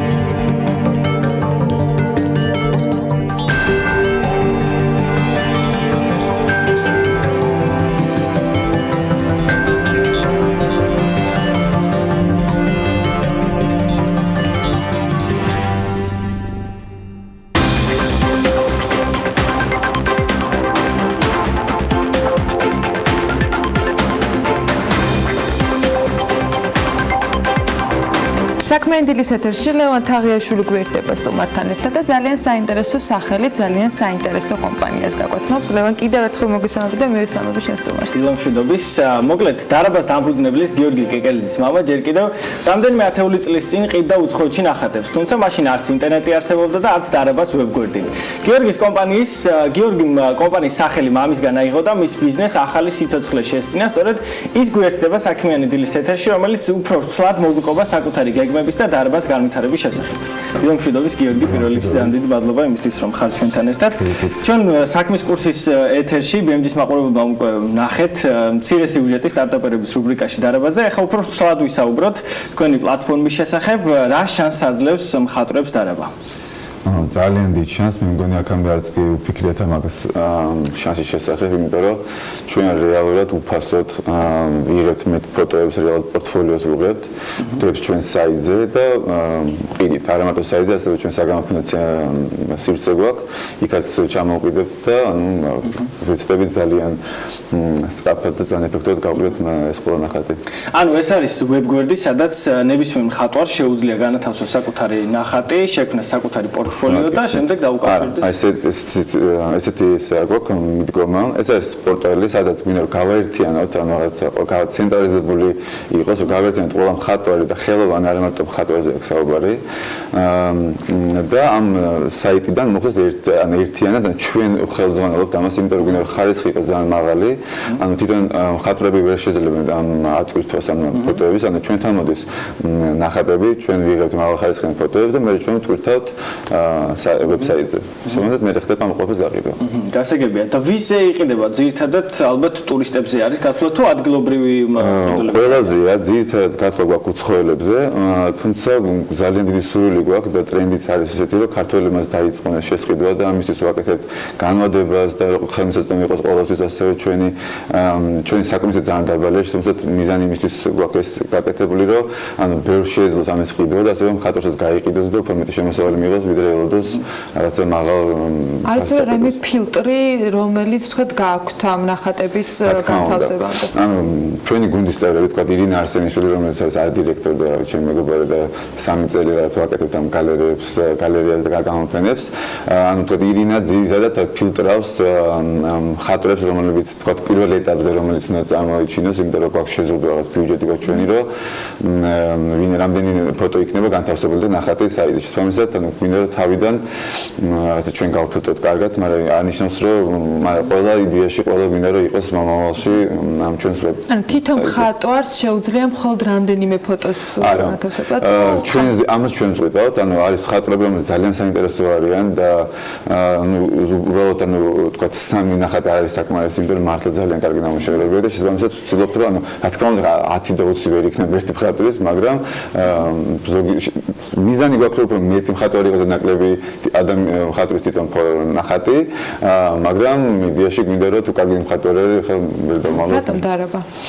დარაბა მართლა მამაჩემის იმასე რქვა კომპანიაზე ძალიან მოწესე სახელის და თან ისეთი რაღაცა არის რომ კონცეპტუალურად ესე გვიწერია რაღაცა ვაღებთ ამ დარაბებს და რაღაც ახალს თავაზობთ მხატვრებს. აი ამაზე მინდა და გიგიგეთ. აქამდე როგორ ხდებოდა ნახატების გაყიდვა? ანუ რადგან ეს ერთ-ერთი პირველი პლატფორმა არის, სადაც შეუძლიათ მხატვრებს განთავსონ საკუთარი ნამუშევრები, აქამდე რა გამოცდილება გაქვთ თქვენ, როგორ იყიდებოდა, როგორ ყიდნენ საერთოდ მხატვრები ამ? ზოგადად იყიდება ან გალერეა ყიდის, ან პირადად მხატვარი ყიდის თავის Facebook-ით ან Instagram-ის page-ით, მაგას ანუ ჩვეულებრივად იყიდება. ხო, მაგრამ ესეთი პლატფორმა ან არტფეერზე იყიდება, ანუ ესეთი პლატფორმა არის პირველი, რომელიც კეთდება და იმედია რომ ყველა ძალიან მოეწონება, იმიტომ რომ მართლა საჭირო რაღაც არის ყველასთვის. და ეს არ არის არამედ მხატვრებისთვის, ეს არის მხატვრი ან ხელოვნის მოყოლებისთვის, იმიტომ რომ შედიხართ ამ საიტზე, ეს არის თქო ჩემთვის პირადად, ანუ როდესაც თქვა ეს არისო, ანუ ერთ საიტზე შედიხართ, ნახულობთ უამრავ მხატვარს, არ არის გაფანტული, ანუ აქამდე გიწევდათ რომ მისვეწყოთ გალერეებში, იქაც შეზღუდული რაოდენობა არის ნახატების. ამ შემთხვევაში უკვე ხო შეგიძლიათ გაფილტროთ ძალიან ეფექტურად, ძალიან ბევრი ფილტრები აქვს ამაში. ძირითადად ამ საიტის პლუსი ის არის რომ მარტივად შეგიძლიათ რომ ნახოთ ის ნახატი, რომელიც თქვენ გაინტერესებთ. მხატვარის თუნდაც ან ყველა მედიუმის ფერების მიხედვითაც არის. ფერების, ფასის, ზომის, ძალიან ბევრი ფილტრები აქვს. აი რაც კი შეიძლება რომ ადამიანს თავში მოვიდეს რომ რაღაცით გაზმა და ძაღლიან რაღაცა თქვას, ეგეც კი. ცოტა მომხმარებლის კუთხიდანაც რომ შევხედოთ, დაახლოებით რა ფასიდან იქნება შესაძლებელი მაქსიმუმი, მინიმუმი თუ არის განსაზღვრული? ვცდილობთ რომ იყოს მართლა აი საკომისიო ხელს გვიწყობს რომ დაბალი ფასი იყოს, ანუ ალბათ $50-დან $300-დან მეტიც, იმიტომ რომ თანამედროვე ანუ უფრო აქცენტი გვაქვს თანამედროვე მხატვრებზე, გვინდა რომ აღმოვაჩინოთ უფრო კარგი მხატვრები და გამოჩნდნენ მხატვრები, იმიტომ რომ აქამდე საშუალება არ აქვს რომ აი ადამიანებს ამთავრებს თქვა სამხატვროს, ანუ სადმინდის ისინი არიციან. ამიტომ ამ შემთხვევაში ჩვენ ვაძლევთ უფასოს საშუალებას რომ მინიმუმ ვებსაიტზე მაინც გამოჩნდნენ, მე ჩვენ სივრცეში გამოჩნდეთ და ჩვენ თუ დავინტერესდებით, მე ჩვენ თვითონაც ან ჩვენ ალბათ მარტო რაღაცა შუამავალი კომპანია, ჩვენ ასევე გამოფენებსაც ვაკეთებთ, ვეხმარებით ამ მხატვრებს, ამიტომ თუ თქვა ისეთი საინტერესო მხატვარი იქნება, როგორც თქვა აი ეხლა თქვა თუ კილაძის ნახატი, რომელიც გავიტანეთ თქვა არტფეერზე, აი ესეთი მხატვრებისთვის, ანუ დავიხარჯებით უფრო მეც და ვაკეთებთ რეალურ გამოფენებს და ანიმაციურ გამოფენებს. აი ეს ხო ვებგვერდი იძლებოდა საშუალებას, რომ რეალურად ყველაზე კარგად იყოს დანახული, რომელი ქვეყნებიდან ინტერესდებიან, ვინ არის, რა კატეგორიის თქვათ დამთვალიერებელი ხავს და ინტერესი ვისი არსებობს. დღეს რა მონაცემები გაქვთ, ვინ არის აქტიური, რა ტიპის ნახატებზეა თქვათ უფრო მეტად მოთხოვნა და იგივე კიუორდები რომ თქვენ ამბობთ რომ შესაძლებელი არის მოძებნა, ინტერესი რის მიმართ არსებობს, აი რა ანალიტიკა გაქვთ? ეხლა ჯერაფერი გვაქვს, იმიტომ რომ რეალურად აი ძალიან ვცდილობთ რომ თქვათ ელიოტ ძალიან კაი კომპანია, ძალიან გვეხმარება და ძალიან მომდევნებელია რომ ეს ჩვენი საიტი ძალიან მალე გამოგვივიდეს. ივნისის ბოლოს ან ივლისის დასაწყისში ძალიან დიდი სურვილი გვაქვს რომ ამ რაღაცა ზაფხულის სეზონში დიაპაზონზე, რომელიც ძალიან ბევრი რიცხვი ჩამოდის, რომ მოვასწროთ და რაღაცები დავწუხოთ გაყიდვა. მაგრამ ამ შემთხვევაში უბრალოდ შემიძლია თქვა გამოცდილებიდან გითხრათ, რომ რეალურად ანუ ჩვენი მეზობელი ქვეყნებიდან, რომელიც რეგიონი არის ხო, ანუ მეზობელი ქვეყნებიდან, რომელიც რეალურად იცნობენ ჩვენ კულტურაზე, უკვე ისინი თქვა ნახატები და ჩვენი ხელოვნება ძალიან ხარისხიანი არის, უფრო ისინი არიან ეხადელი მყიდველები. თუმცა არა მარტო ეგენი, უბრალოდ ეს ძირითადად მასა ეს არის. ჩიტას გრანტზეც უნდა კითხო აუცილებლად, ერთ-ერთი გამარჯვებული ხართ, მოიგეთ 100.000 ლარის გრანტი. რაში გამოიყენებთ თქვენი კომპანიის განვითარებაში კონკრეტულად? აი, უკვე ვიყენებთ და მინიმუმ დავხარჯებთ დაახლოებით, იმიტომ რომ აი 40.000 ლარს ხარჯობთ საიტზე, რომელსაც ამბობს ყველაზე ძალიან უკეთ, მაგრამ ძალიან საკმაოდ დიდი თანხმარი ძალიან კარგი საიტი გინდა რომ გამოგვივიდეს, ვებგვერდი. დანარჩენი არის ეს ფოტოების გადაღება და ძირითადად ეს არის რა და თქვა ანიმაციების გაკეთება, რომელიც ასევე ძალიან ზურიჯდება და კომპანია ანიმატორი გვეხმარება ძალიან მაგრამ. აი თბილისის არტ-ფეარზეც რო ვისაუბროთ, როგორც იცი ძალიან დიდი პოპულარობით მაშინვე გაიყიდა, როგორც იცი თქვენი ერთ-ერთი ნახატი. ხო, როგორ გამოხმაურება იყო სიუჟეტის შემდეგ, ანუ რა ინტერესებთ ყველაზე მეტად თუნდაც მხატვრებს ან თუნდაც ჩვეულებრივ მომხმარებლებს? აი იცი ჩემ აქ ვარ ისეთ სიუჟეტი რატომაც მუშაობს და ეს რომ მინდა რომ გაიგოს ამ ხელოვანება რომ რეალურად ვიღაც არის ვინც მათ დაეხმარება და გზნობს მათ რაღაც მოთხოვნებს და საშუალო საჭიროებებს და გვინდა როგორც ჩვენ ვეძებთ მათ ასევე გვინდა რომ მათაც მოგზებენ ჩვენ იმიტომ რომ ძალიან რთული არის ეს ყველაფერი რომ სწრაფად გამოგვივიდეს და ძალიან გვინდა მართლა სწრაფად გამოგვივიდეს და თქვა დავდივართ მართლა ყოველდღე რამოდენიმე ხატავს ხუთებით და მოგვაქვს ნახატები და ძალიან რთული არის და ამიტომ ისინი თუ დაგვეხმარებიან და არ მოერიდება რომ მოგწევენ ან Facebook-ზე ან გამოგზავნ იმეილი ძალიან დაგვიხარდება Facebook-ზე არის დარაბა შეუძლია მოძებნა დარაბა ხო info დარაბა art გამოგზავნ იმეილი როგორც იცით თქვენს ვებგვერდს აქვს გარკვეული ინოვაციური დეტალიც ხო ეს მოძრავი და ანიმირებული ნახატები ამაზეც რო ვთქვათ მაყურებელს ხო არა მარტო ვებგვერდს რეალურად ჩვენ ვაკეთებთ ანიმაციურ გამოფენებს ანუ თქვა თუ იმედ უკითხავს რომ თქვა შვებით ანიმაციურ გამოფენებს განსხვავებით სხვა ტრადიციული გამოფენებისგან ეს ზაში მდგომარეობს რომ თქვა ეხაც ტაფზე რომელიც თქვა ეს ანიმატორი კომპანია ანიმატორი გვეხმარება ამ ყველაფერს ანიმაციის გაკეთებაში რეალურად ეხლა თუთუკილაძის ერთი ნახატი დავასრულეთ ანიმაციის გაკეთება და აი წარმატება და ამას იმიტომ ვაკეთებთ რომ გვინდა რომ თანამედროვეები იყოს და ვთვლით რომ ანუ სტატიური აღარ მუშაობს და რაღაცა უფრო მეტი უნდა შესთავაზო მომხმარებელს რომ უფრო მეტ მოეწონოს და თქვა გაიგოს შინაარსი ამ ნახატის და რას გზნობს ხატვარი ასე შემდეგ რაც მე ძალიან მიხარია თქვა ეს ამ ტაფის ამბები იმიტომ რომ დარწმუნდი რომ ეს მართალი არის იმიტომ რომ მართლა 5 წუთშივე დახურული ჩვენებაზე არც კი რო გახსენებთ დახურული ჩვენებაზე გავყიდეთ ეს ნახატი რომელიც რა ვიცი ძალიან დიდი მიღწევა და ძალიან ცირცლილი საქმის კურსს და BMG-საც აქვს ამაში ძალიან მიხარია როდის იქნება საიტი ჩვენ ვისაუბრეთ რომ დაახლოებით ივნისის ბოლოს აი სამომავლო გეგმებიც რო ვისაუბრეთ ივნისის პირველ კვირაში გვინდა რომ ანუ ეხლა პირველ 7 ივნისს გვეგმავთ ჩვენი სივრცის კიკოდის ზღვაში რო გავხსნათ და განახოთ თქვა 100 სივრცე გვინდა ძალიან ლამაზი შენობა გვაქვს მინიმუმ და ღირს რაღაცა მოხვიდეთ ეს არის პირველ რასაც ვაკეთებთ ანუ ივნისის ბოლოს ვეცდებით რომ გვეუბნება რომ საიტი დამთავრდება და ალბათ პირველი ივლისის პირველ დასაწყისში გვექნება გამოფენა ასე ანიმირებული გამოფენა ირაკლი გაბაშვილის ძალიან საინტერესო გრაფიკოსის გამოფენა რომელსაც ანიმაციას გავუკეთებთ და თქვა დავამთხოთ ამ საიტის გახსნას და ამ გამოფენას ანიმაციას გამოფენას რეალურად საიტი იქნება ერთგვარი გამოფენა დაავადებისათვის რომელიც მაქსიმალურად მოგცემს იმ შესაძლებლობას როგორც მივხვდი რომ ვიდრე თქვა საგამოფენო სივრცეში მოვალ და აღვიქვათ ყველა ის ნამუშევარი რომელიც აი წარმოიდგინეთ სახში ხარ და რაღაც ყიდვა ანუ ფიქრობთ ან მინიმუმ რაღაც ეხლა როგორც ტრენდი ვით არის რომ თქვა ქორწილებში საჩუქრად ჩუქნიან ქართველები უკვე და ძალიან მიხარია ეს ყველაფერი მინიმუმ რომ ნახოთ ანუ ჩვენ არ ვარ ხატროთან ურთიერთობთ ანუ გალერეებთანაც ანუ თქვა შეიძლება ნახოთ თქვა ჩვენთან ნახატი რომ ნახოთ რომ მდებარეობს თქვა რაღაცა გალერეაში და შეგიძლიათ უკვე იქ მიხვიდეთ და რეალურად ნახოთ იქ ასევე ჩვენ საიტზე მომავალში სიტუაცია გვექნება რომ ყველაფერს ანიმაცია გინდა გავაკეთოთ ანუ რაც კი გვედება ანუ ის ნახატი ხოლმე რომ გადახოთ ეგ მინიმუმ რაღაცა შეიძლება თვალი დაახამოთ ხო რაღაცა მაინც გააკეთოს იმიტომ რომ რაღაცა ინტერაქცია საჭიროა ჩვენი აზრით უკვე თანამედროვე რეალობაში და ხელოვნებაშიც ძალიან საინტერესო პროექტია და დარწმუნებული ვარ რომ წარმატებებს გისურვებ და დარწმუნებული ვარ რომ რადგან აქამდეც არასებობდა და ცოტა ისეთი ამბავია თანამედროვეობას რადგან პირველი არის დარწმუნებული ვარ რომ ძალიან დიდი გამოხმაურება იქნება და კიდე მოგიწევთ თუ რაიმე კიდე ესეთი სერიოზული წარმატება ექნება და დარწმუნებული ვარ რომ ექნებათ კიდე. კი, მადლობა. დიდი სიამოვნებით, რა თქმა უნდა, მაყურებელს აუცილებლად გახსნას დარაბა საგამოფენო სივრცის და საიტის უკვე ამუშავებისას შევატყობინებთ საქმიანი დილის ეთერში და BMG სხვა პლატფორმებზე. მადლობა თქვენისთვის რომ ვიყავით ჩვენთან ერთად. წარმატებებს გისურვებთ გიორგი კეკელიძეს დარბას დამფუძნებელს მასპინძლობთ საქმიანი დილის ეთერში. ახლა უკვე ეთერში უნდა შემოგვიერთდეს აჭარიდან დაბრუნებული ანუკა ჯოხაძე. საქმიანი დილის გადამღები ჯგუფი გასულ კვირას საქმიანი ვიზიტით დასავლეთ საქართველოში იმყოფებოდა. ვესტუმრად შავი ზღვისპირეთ წელს ბათუმში ტურისტული სეზონი ოფიციალურად 15 ივნისს გაიხსნება და როგორი არის ბათუმის სეზონის წინ ამას ტრადიციულად ანუკა ჯოხაძე ამოწმებდა, რომელიც ახლა სტუდიაში გვერდება. ანუკა დილა მშვიდობის. ანა დილა მშვიდობის. სანამ უშუალოდ ბათუმზე და ტურისტულ სეზონზე გადავალ, მანამდე მინდა მაყურებელს მოუყვე მთლიანი აჭარის რეგიონში მიმდინარე პროექტების შესახებ. მინდა დავიწყო ქობულეთით, რომელიც როგორც ჩვენი მაყურებლები ამბობენ, ხშირად ბათუმის ჭრდილის ქვეშ არის მოქცეული.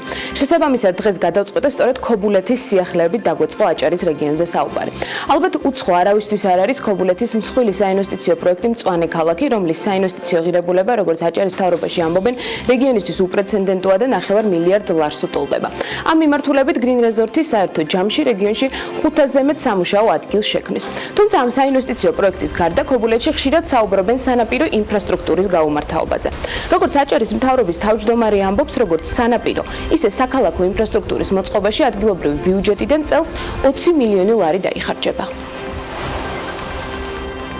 ქობულეთს გააჩნია უნიკალური პლაჟი, უნიკალური ზღვა, იქ ხდება ბულვარის გაფართოება და ასევე ის ნაპირსამაგრის სამუშაოები, რომელიც ძალიან მალე დასრულდება, სხვა სამთო მიმართულებებთან ერთად შექმნის ქობულეთში ახალ ღირებულებას, ახალ მიმზიდველობას, ასევე მოხდება საპლაჟო ინფრასტრუქტურის წელს უკვე სერიოზული და მნიშვნელოვანი ცვლილებები დაეტყობა. ეს იქნება როგორც საპლაჟო ინფრასტრუქტურა, ასევე საქალაქო ინფრასტრუქტურა და ბულვარში, ქობულეთის ბულვარში წელს დამსვენებელს ტურისტებს ელით ძალიან ბევრი სიახლე. წელს ჩვენ ვსაუბრობთ დაახლოებით 20 მილიონიან ხარჯვით ნაწილზე და მომავალ წელსაც დინამიურად გაიზრდება.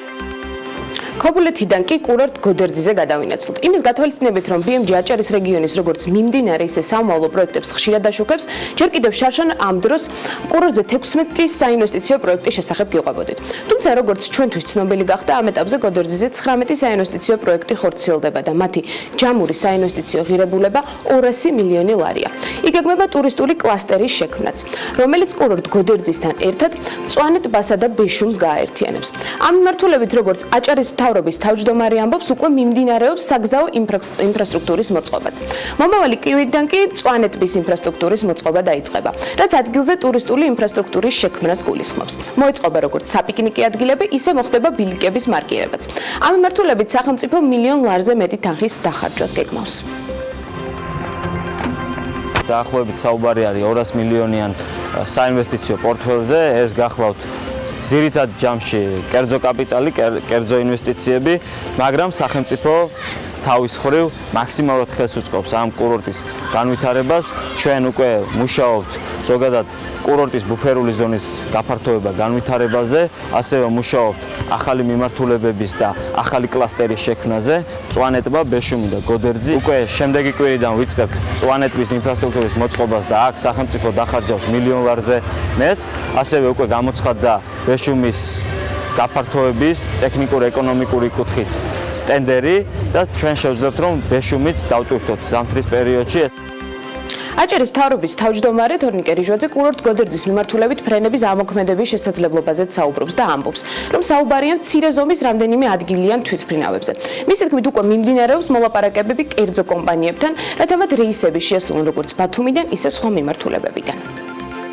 კურორტ გოდერძიზე აეროდრომი მცირემასშტაბიანი არის გათვალისწინებული პროექტში, პრაქტიკულად საუბარი არის რამდენიმე ადგილიან დასაჯდომ ბილიკზე და პრინციპში ჩვენ უკვე ძალიან აქტიურად მუშაობთ რამდენიმე კომპანიასთან, რომელიც შეძლებს რომ უზრუნველყოფს ფრენების განხორციელება, როგორც ბათუმიდან, გოდერძის მიმართულებით, ასევე გამორიცხული არის რომ ჩვენ გქონდეს რეისები სხვა მიმართულებითაც. დარწმუნებული ვარ, როცა უკვე რამდენიმე სასტუმრო იქნება ექსპლუატაცია შესული და წელსვე უკვე წელს სეზონისთვის უკვე რამდენიმე სასტუმრო გვექნება, გამორიცხული არ არის, რომ უკვე შევძლოთ ჩვენ რამდენიმე რეისის განხორციელება კვირაში გოდერძის მიმართულებით. თორნიკე რიჟვაძემ BMG-სთან ტურიზმის ელჩის ინიციატივის შესახებაც ისაუბრა. Როგორც მან აღნიშნა, ძირითადი კონცეფცია უკვე მზად არის და მიმდინარეობს მოლაპარაკებები კონკრეტულ პირებთანაც. ტურიზმის ელჩი მისი თქმით რეგიონს მარკეტინგული თუ სხვა ტიპის აქტივობების განხორციელებაში დაეხმარება, რათა მეტ ადამიანს ჰქონდეს ინფორმაცია აჭარის შესახებ. რიჟვაძე შესაძლო ტურიზმის ელჩების დასახელებისგან თავს იკავებს, თუმცა ამბობს, რომ პირველ ეტაპზე ტურიზმის ელჩი 4-5 ქვეყანაში გვეყოლება. ტურიზმის ელჩთან დაკავშირებით ძირითადი კონცეფცია გვაქვს მზად, უკვე რამდენიმე ძალიან ცნობილ პიროვნებასთან გვაქვს მოლაპარაკება და ძალიან მალე გვინდა რომ ამ კუთხითაც სიახლეები იყოს საზოგადოებისთვის. ჩვენ ვაპირებთ რომ ცენტრალურ მთავრობასთან ერთად ძალიან მალე ჩამოყალიბდეთ საბოლოო კონცეფციაზე და ბუნებრივია ერთად წარგიდგინოთ თქვენ. ჩვენ დავიწყებთ 4-5 ქვეყნით და შედეგებიდან გამომდინარე ბუნებრივია ვიმსჯელებთ შემდეგ გაფართოებას. როგორც საუბრის დასაწყისში აღნიშნეთ, აჭარა ტურისტული სეზონისთვის უკვე ემზადება.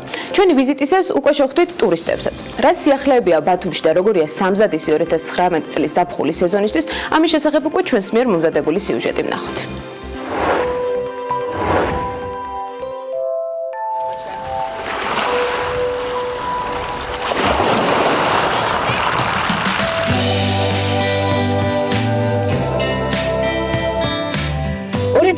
წლის ზაფხულის სეზონის გახსნამდე სულ უფრო ცოტა დრო რჩება. აჭარა ახალ სეზონს ოფიციალურად 15 ივნისს გახსნის. თუმცა ამის მიუხედავად ბათუმი ტურისტების ნაკლებობას მაინც არ უჩივის. რასაც შეიძლება ითქვას მზიანი ამინდებით ხელს უწყობს. სანაპიროზე უკვე შეინიშნებიან დამსვენებლები, რომლებიც მაისის მზეზე ცხებიან. შევხვდით როგორც ადგილობრივ დამსვენებლებს, ისე უცხოელ ვიზიტორებსაც, რომლებმაც ბათუმში ჩამოსვლა სწორედ გაზაფხულზე გადაწყვიტეს. ბათუმში თბილისიდან ჩამოვედით. მე და ჩემმა მეუღლემ გადავწყვიტეთ მთელი საქართველო მოვიაროთ და ყველა ღირსშესანიშნაობა ვნახოთ. საერთო ჯამში აქ ერთი კვირით ვჭერდებით. განსაკუთრებით ქალაქის არქიტექტურა ხიბლავს. ჩვენ ამ მოგზაურობას დაახლოებით 10 წელი ვგეგმავდით და დღეს ჩამოვედით. ბევრი გვსმენია ბათუმზე. ამიტომაც გადავწყვიტეთ მოგზაურობის დაგეგმვა. ძალიან სტუმართმოყვარე ხალხია, რომელიც კიდევ უფრო მეტ ხიბლს მატებს აქაურობას. რა თქმა უნდა, სამზარეულოც საუკეთესოა. ერთადერთი რაც გამოსასწორებელია აუზების ნაკლებობაა. მაგალითად, ჩემთვის, რომელსაც სხვა არ მიყვარს, ქალაქში ამიმართულებით უფრო მეტი ადგილი უნდა იყოს, სადაც აუზით სარგებლობის შესაძლებლობა გვექნებოდა. ასევე მომსახურების ნაწილში კარგი იქნებოდა თუ კვების ობიექტებში ბავშვების სივრცეები გაკეთდება.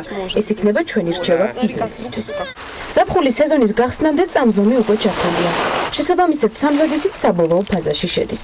როგორც აჭარის მთავრობის თავმჯდომარე თორნიკე რიჟვაძე ამბობს, ბულვარში ინფრასტრუქტურული სამუშაოები უკვე სრულდება. წელს ტურისტებს ასევე საშუალება ექნებათ ისარგებლონ განახლებული სკვერებით, რომლის კეთილმოწყობაც ბულვარის ტერიტორიაზე მიმდინარეობს. აქ იგეგმება როგორც მუსიკალური ფესტივალების ჩატარება, ასევე მინდა ვთქვა, რომ საქალაქო ინფრასტრუქტურის ნაწილში ბულვარში პრაქტიკულად ნახევარზე მეტი უკვე დასრულებულია ამ ყველაფრის მოწესრიგება, მოგვარება, ასევე მინდა ვთქვა, რომ წელს მთავარი აქცენტი გაკეთდება კიდევ ერთხელ ვამბობ ხარისხზე, ტურისტული პროდუქტების და სერვისების. შესაბამისად, ის ახალი სკვერები, რომელსაც ჩვენ ძალიან მალე მოვრჩებით ბულვარის შიდა ტერიტორიაზე, იქნება კიდევ ერთი ახალი მიზიდულობა აქ მობრძანებული სტუმრებისთვის. 2019 წლის 4 თვის მონაცემებით რეგიონში 9 მილიონამდე საერთაშორისო ვიზიტი განხორციელდა. განსაკუთრებული ზრდა კი ბათუმის აეროპორტში დაფიქსირდა. აეროპორტმა ავიაგადაზიდვების 42%-იანი ზრდა აჩვენა. იმის გათვალისწინებით, რომ აჭარის რეგიონი ტურისტების რაოდენობის მზარდი ტენდენციით გამოირჩევა, საქმიანი დილა არსებული აეროპორტის გაფართოების და ახალი აეროპორტის შესაძლო მშენებლობის თემითაც დაინტერესდა. ზოგადად აეროპორტის გამტარუნარიანობა საჭიროებს გაფართოებას, თუმცა ეკონომიკის სამინისტრო ეხლა აკეთებს კვლევას, ტექნიკურ-ეკონომიკურ კვლევას და ამ კვლევის დასრულების შემდეგ უკვე ჩვენ ჩამოყალიბდებით და მივიღებთ სტრატეგიულ გადაწყვეტილებას აეროპორტთან დაკავშირებით, რაც გულისხმობს გაფართოებას ერთის მხრივ, ან შესაძლოა აეროპორტი სხვაგანაც აშენდეს. ჩვენ ახლა უკვე ვართ იმ ეტაპზე, როცა ძალიან მალე გვეცოდინება და როგორც აღვნიშნე, მივიღებთ სტრატეგიულ გადაწყვეტილებას ზოგადად აჭარაში, გურიაში აეროპორტების განვითარებასთან დაკავშირებით და დარწმუნებული ვარ წლის ბოლომდე ეს გადაწყვეტილება გეცოდინებათ თქვენს. ტურისტების მზარ დაკადებთან ერთად აღმოჩნდა, რომ ბათუმი წლიდან წლამდე ინვესტორებისთვის სულ უფრო მიმზიდველი ხდება. ბოლო 5 თვის მონაცემებით ახალი პროექტების საინვესტიციო პორტფელის ღირებულებამ $1 მილიარდ მიაღწია. როგორც აჭარის მთავრობის თავმჯდომარე ამბობს, მომავალ 2-3 წელიწადში მსგავსი ტემპებით განვითარება არ შენელდება. შესაბამისად, იგეგმება არანაკლებ 600,000 ახალი სამუშაო ადგილის შექმნაც. მინდა ვთქვა, რომ უკვე ახალი წლიდან დაახლოებით 5 თვეში ჩვენ შევძელით, რომ საინვესტიციო პორტფელი ახალი პროექტების უკვე ასულიყო $1 მილიარდზე. ჩვენ მოლაპარაკება გვაქვს რამდენიმე მნიშვნელოვან საინვესტიციო ჯგუფთან და წლის ბოლომდე ჩვენი ამბიცია არის, რომ ეს პორტფელი გაორმაგდეს და ავიდეთ არანაკლებ $2 მილიარდზე. ეს ნიშნავს, რომ 2-3 წლის ჭრილში უნდა შევქმნათ აჭარაში არანაკლებ 600,000 სამუშაო ადგილი და გადასახადების ნაწილშიც, შემოსავლების ნაწილშიც აჭარაში იქნება ძალიან მზარდი დინამიკა. სეზონისთვის ემზადება ადგილობრივი ბიზნესიც. იზრდება განთავსების ადგილების რაოდენობაც. აჭარის ტურიზმის დეპარტამენტის მონაცემებით 2019 წელს აჭარაში ტურისტებს განთავსების 390 ობიექტი მოემსახურება, რომელიც საერთო ჯამში 23,153 საწოლ ადგილს გააერთიანებს, რაც გასული წლის მაჩვენებელზე 154 ერთეულით მეტია. მოკლედ ველოდებით 15 ივნისს, ზაფხულის ახალ სეზონს, რომელიც დარწმუნებული ვარ ნებისმიერი ჩვენგანისთვის თავგადასავლების ახალი საწყისი იქნება.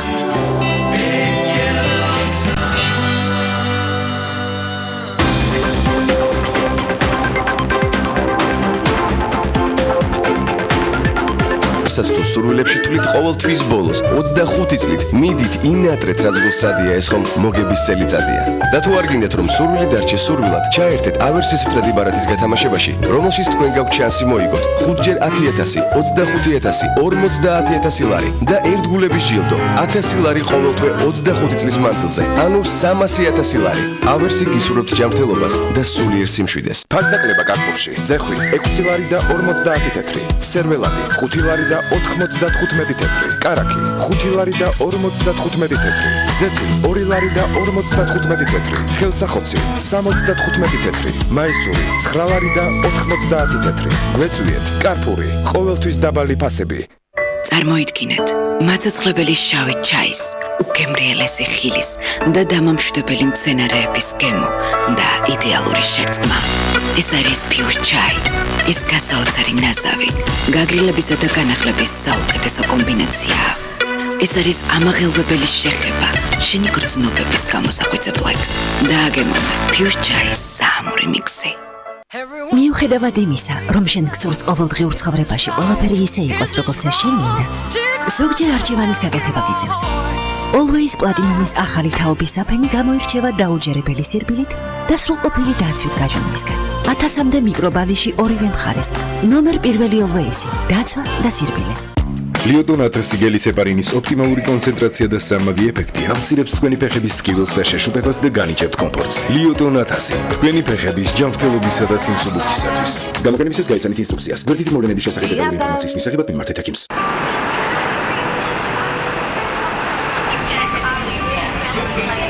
თუ შენ საყვარელ სერიალში დაძაბულობა პიკს აღწევს და არ გინდა რამე გამოგეპაროს, მაშინ დროა მიირთვა Coca-Cola Plus ხავა. Coca-Cola Plus ხავა, ცივი Coca-Cola-ს და ბრაზილიური ყავის ჰარმონიული ნაზავი შენი მხნეობისთვის. Coca-Cola Plus ხავა, ბატონიზირებელი გამამხნევებელი გემო. ჩემი აზრით, ჩვენი სამზარეულო საუკეთესოა. საბანკიეროდ იაპონური ყველაზე დაბალანსებულია. ჩვენთვის ორივე გემრიელია.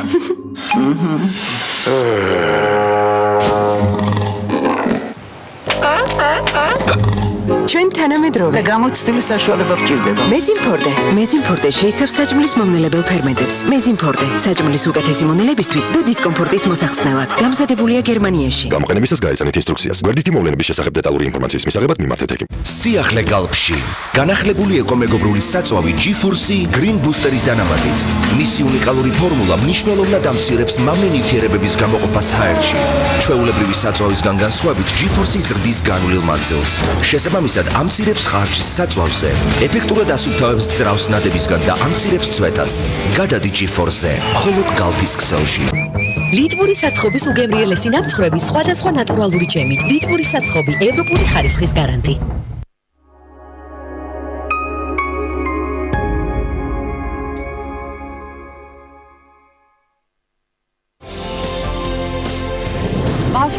ბედიანი, ადგილი, სადაც უკვე სამი თაობა გაიზარდა. Როგორ ცხოვრობენ, რა საქმიანობენ და რაზე ოცნებობენ ახსაზრდელები, რომლებზეც ზრუნვაც ჯერ კიდევ 20 წლის წინ საკუთარ თავზე 4 შვილის მამამ ზვიად ხაფავამ აიღო. ბედიანის სახლის მე-20 დაბადების დღეს პირველამდე ჩვენ სტუდიაში აღნიშნავთ. ფილმი, რომელმაც მოხიბლა მაყურებელი. კანის კინოფესტივალის ფავორიტი, ქართულ-შვედური ნამუშევარი დაჩვენ ვიცეკვეთ კინომწოდნეთა დადებით შეფასებებს აგროვებს. ჩვენი თანაწამყვანი ბაჩივალიშვილი და ფილმის შემოქმედებითი გუნდი პირველამდე პირდაპირ ჩართვაში კანიდან საკუთარ შთაბეჭდილებებს გაგვიზიარებს. დიზაინერი ქეთი ჩხიკვაძე ქართულ მოდის სამყაროს დროებით ემშვიდობება და საქმიანობას საზღვარგარეთ აგრძელებს. დიზაინერის პარიზული გეგმები და ამ სეზონზე ბოლო ჩვენება საქართველოში.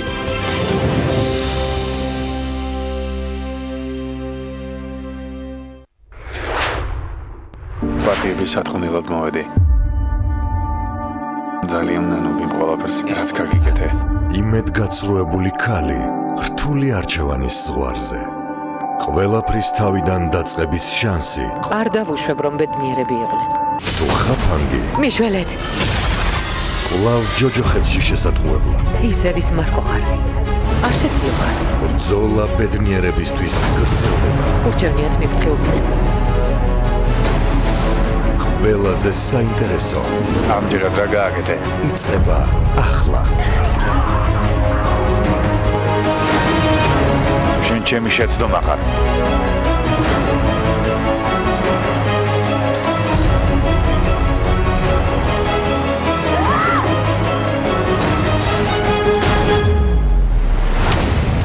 ნუ მიმატოვებ. ორშაბათიდან პარასკევის ჩათვლით. დღის 3 საათზე TV პირველის ეთერში.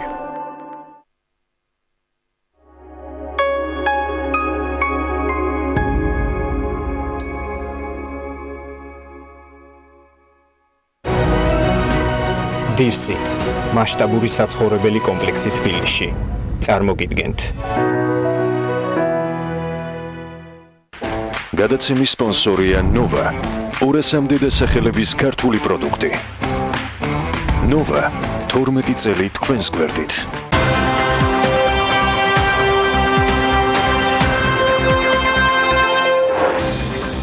ეკონომიკის მინისტრის განცხადებით გეგმა, რომელიც მთავრობას აქვს და რაც ბიზნესის თუ სერვისების გაციფრულებას გულისხმობს, ინვესტორებს გადაწყვეტილებების მიღებას გაუადვილებს.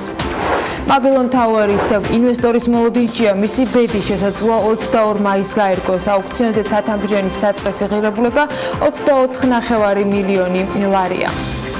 საბაჟო გამშვებ პუნქტში წითელი ხიდი დუტი-ფრის მოწყობის მიზნით აუქციონია გამოცხადებული.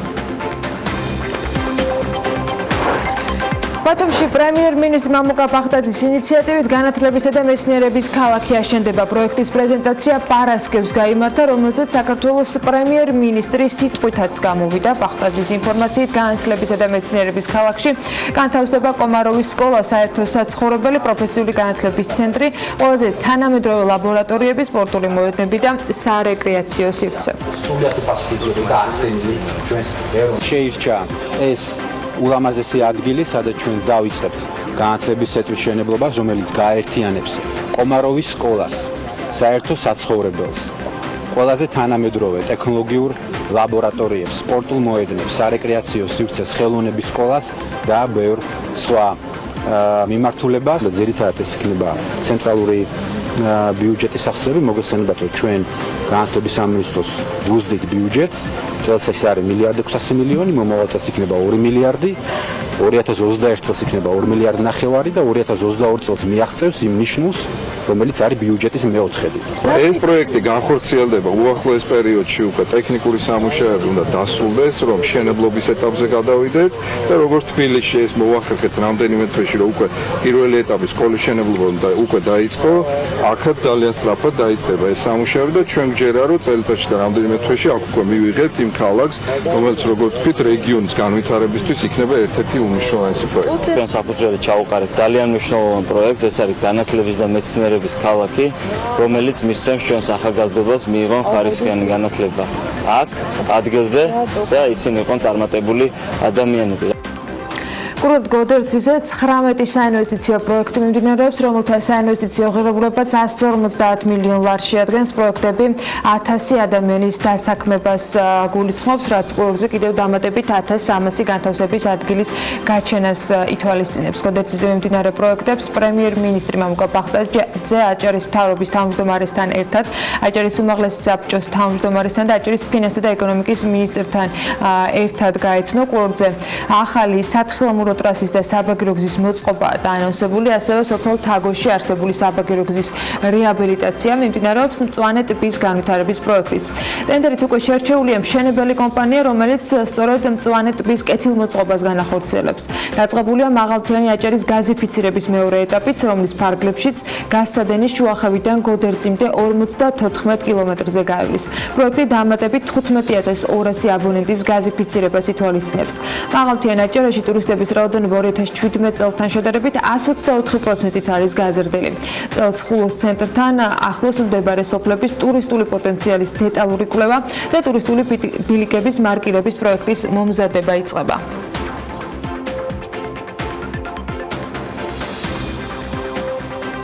თიანაჭარას ახალი თაგო სხალთის საფეხმავლო ტურისტული მარშრუტიც უნდა შეემატოს. ახალი ტურისტული მიმართულება პირველებმა რეგიონში მოქმედმა გიდებმა და ტურისტული სააგენტოების წარმომადგენლებმა უკვე გაიცნეს და როგორც აჭარის ტურიზმის დეპარტამენტის ტურისტული პროდუქტების განვითარების სააგენტო აღნიშნავს, მათივე ორგანიზებით ინფოტურის მონაწილეებმა ხეობაში მოგზაურობა თაგოს ცნობილი საბაგიროდან დაიწყეს, რომელიც ხულოს ცენტრსა და ტრადიციულ აჭარულ სოფლებს ერთმანეთთან აკავშირებს.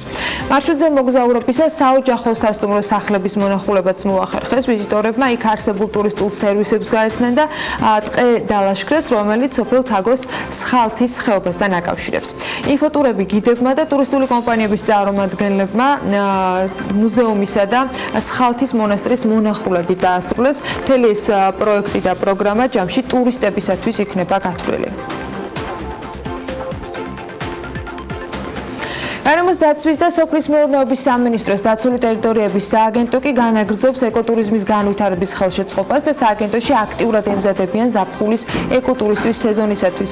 რეაბილიტაცია ჩაუტარდა სათაფლიას, აკვეთილის ეკოტურისტული ინფრასტრუქტურა, ჩატარებული სამუშაოები კი დაცული ტერიტორიების სააგენტოს თავმჯდომარემ დაათვალიერა. სათაფლის აკვეთილში მოეწყო სათამაშო მოედანიც, მღვიმეში დამონტაჟებულია განათლების ახალი სისტემა და რესტავრაცია ჩაუტარდა პანორამულ გადმოსახეთ, საიდანაც იმეთელ იმერეთზე იშლება ხედი, ასევე ტერიტორიაზე დანერგილი არის ელექტრონული ბილეთების გაყიდვის სისტემა. სათაფლის აკვეთილი საქართველოს დაცული ტერიტორიების ერთ-ერთი მნიშვნელოვანი ძეგლია, სადაც დინოზავრის ნაკვალევი აღმოჩენილი. 2018 წლის მონაცემებით კი სათაფლიას ჯამში 81500 ვიზიტორი სტუმრობდა.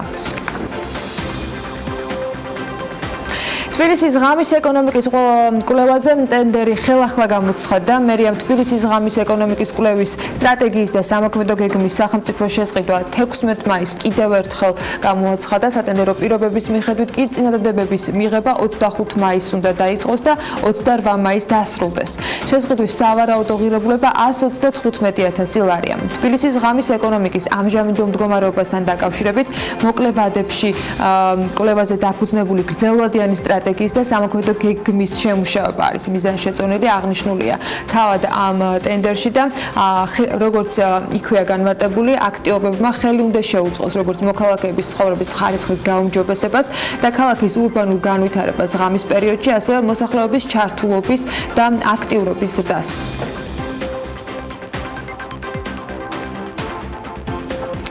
თბილისში თემქის ხევში სარეკრეაციო ზონის მოსაწყობად კვლევები დასრულებულია. BMG-ის დედაქალაქის მერიაში უთხრეს, რომ კვლევა გამა კონსალტინგმა ჩაატარა და ის 75,000 ლარი დაჯდა. კვლევა ითვალისწინებდა საინჟინრო ინფრასტრუქტურის ტერასებად დაყოფის და ხელოვნური მდინარის მოწყობის პოტენციალის შესწავლას. ასევე შესწავლილია მიწისქვეშა კომუნიკაციებიც. BMG-ის ინფორმაციით კვლევებმა დაადასტურა, რომ ხევში ხელოვნური მდინარის მოწყობა და პარკის ტერასული განაშენიანება შესაძლებელი იქნება. მერიაში აღნიშნავენ, რომ უკვე მზად არის სატენდერო დოკუმენტაცია დეტალური პროექტირებისათვის და ტენდერი უახლოეს დღეებში გამოცხადდება.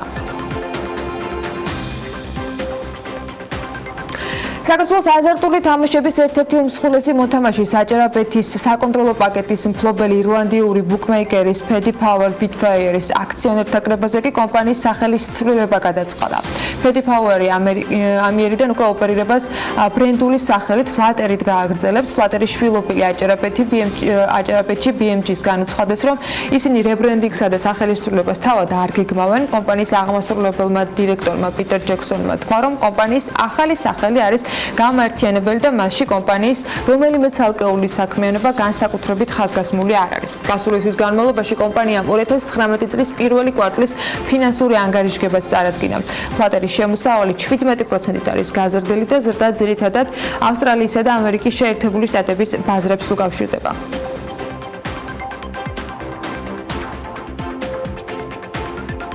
საქართველოს პრემიერ-მინისტრის ბრძანებით შექმნილი სახელმწიფო ინსპექტორების შესარჩევი საკონკურსო კომისიის გადაწყვეტილებით სახელმწიფო ინსპექტორების შესარჩევი კონკურსისათვის განცხადებები 26 მაისამდე მიიღება. კონკურსი კი საჯარო სამსახურის ბიუროს ადმინისტრირებულ ვებგვერდზე ოფიციალურად გამოქვეყნდა. მასში მონაწილეობა შეუძლია ნასამართლეობის არ მქონე საქართველოს ქმედუნარიან ნებისმიერ მოქალაქეს, რომელსაც უმაღლესი იურიდიული განათლება და მართლმსაჯულების სამართალდამცავი ორგანოების სისტემაში ან ადამიანის უფლებათა დაცვის სფეროში მუშაობის არანაკლებ 5 წლიანი გამოცდილება აქვს.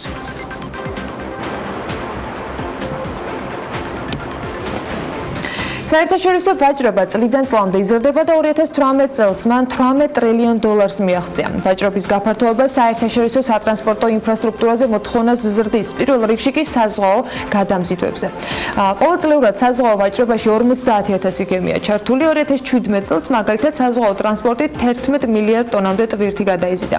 საზღვაო ტრანსპორტის საერთაშორისო პალატის შეფასებით 2030 წლისათვის საზღვაო ტვირთბრუნვა 18 მილიარდ ტონას მიაღწევს, ხოლო საზღვაო ტვირთბრუნვის 87% მსოფლიოს 20 უმსხვილეს პორტზე მოდის. გამოცემა Forbes Georgia-ს ახალი ნომერი კი სწორედ ამ პორტების მიმოიხილავს, რომელსაც ახლა უკვე მარიამ ადამია გაგოცნობს საქმიანი დილის მაყურებლებისათვის. მსოფლიოს 10 უმსხვილესი პორტის რეიტინგი გამოცემა Forbes-მა მიღებული ტვირთის მოცულობის მიხედვით შეადგინა. ინფორმაციის წყარო კი გაეროს ვაჭრობისა და განვითარების კონფერენციის 2018 წლის ანგარიშია საზღვაო ტრანსპორტის შესახებ. რეიტინგში მეათე პოზიცია ჩინეთის ქალაქ ტიანცინის პორტმა დაიკავა. წონის მიხედვით პორტი 9 მილიარდ ტონაზე მეტ პროდუქციას ემსახურება და დედაქალაქ პეკინთან მდებარე ყველაზე დიდი პორტია. მისი სახმელეთო ფართობი 121 კვადრატული მეტრია და 20,000 ადამიანია დასაქმებული. სიდიდით მე-9 პორტი მსოფლიოში დუბაია. იგივე ჯალაბ ალი, რომელიც თავისუფალი ეკონომიკური ზონაა და მასში 5,000-მდე კომპანია ოპერირებს. რეიტინგში მერვე პოზიცია ისევ ჩინეთის ქალაქში მდებარე ცინგდაოს პორტმა დაიკავა, რომელიც ქვეყნის მთავარი საპორტო ქალაქია, სადაც დაახლოებით 9 მილიონი ადამიანი ცხოვრობს და ჩინეთის ლურჯი ეკონომიკის ცენტრადაც აღიქმება. ცინგდაოზე მსხვილ პორტად ჩინეთში გუანჯოუ ითვლება და მას რიცხვებიც მოწმობს. ბოლო 10 წლეულებში ის მნიშვნელოვნად განვითარდა, შესაბამისად პორტის ტვირთბრუნვაც სწრაფად იზრდებოდა. დასაქმებულ ადამიანთა რაოდენობა კი დღევანდელი მონაცემებით 9200-ს უტოლდება. ჩინეთს ვერავუვლით გვერდს მე-6 პოზიციაზე საუბრისას, რომელსაც ჰონგ-კონგი იკავებს. ღრმაწლოვანი პორტის მშენებლობა 1970 წელს დაიწყო და პირველი გემები პორტმა 1974 წელს მიიღო. ქალაქ ჰონგ-კონგში 7,5 მილიონი ადამიანი ცხოვრობს, ხოლო ჩინეთის საშუალო დონესთან შედარებით აქ ერთ მოსახლეზე საშუალო წლიური შემოსავალი 3,5-ჯერ უფრო მაღალია. სიაშია ბუსანის პორტიც, რომელიც სამხრეთ კორეაში მდებარეობს და მსოფლიოს 3 პორტიდან ერთ-ერთია, რომელიც ჩინეთის პორტებთან ერთად 10 უმსხვილესი პორტის სიაშია მოხვედრილი.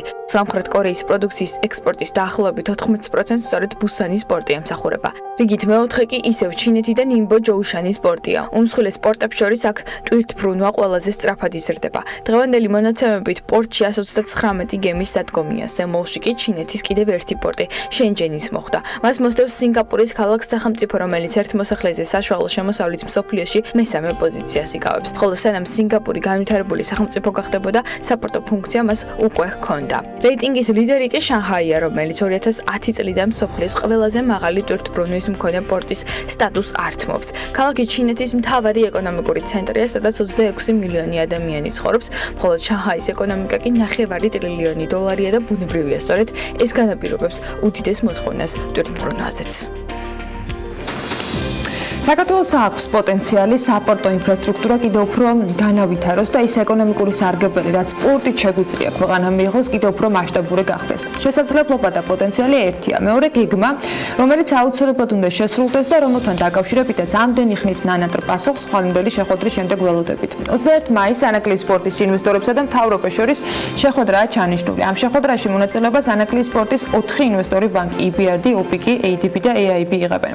მას ასევე ანაკლიის განვითარების კონსორციუმის გენერალური დირექტორი ლეონ ახვლედიანი და კონსორციუმის იურისტები დაესწრებიან.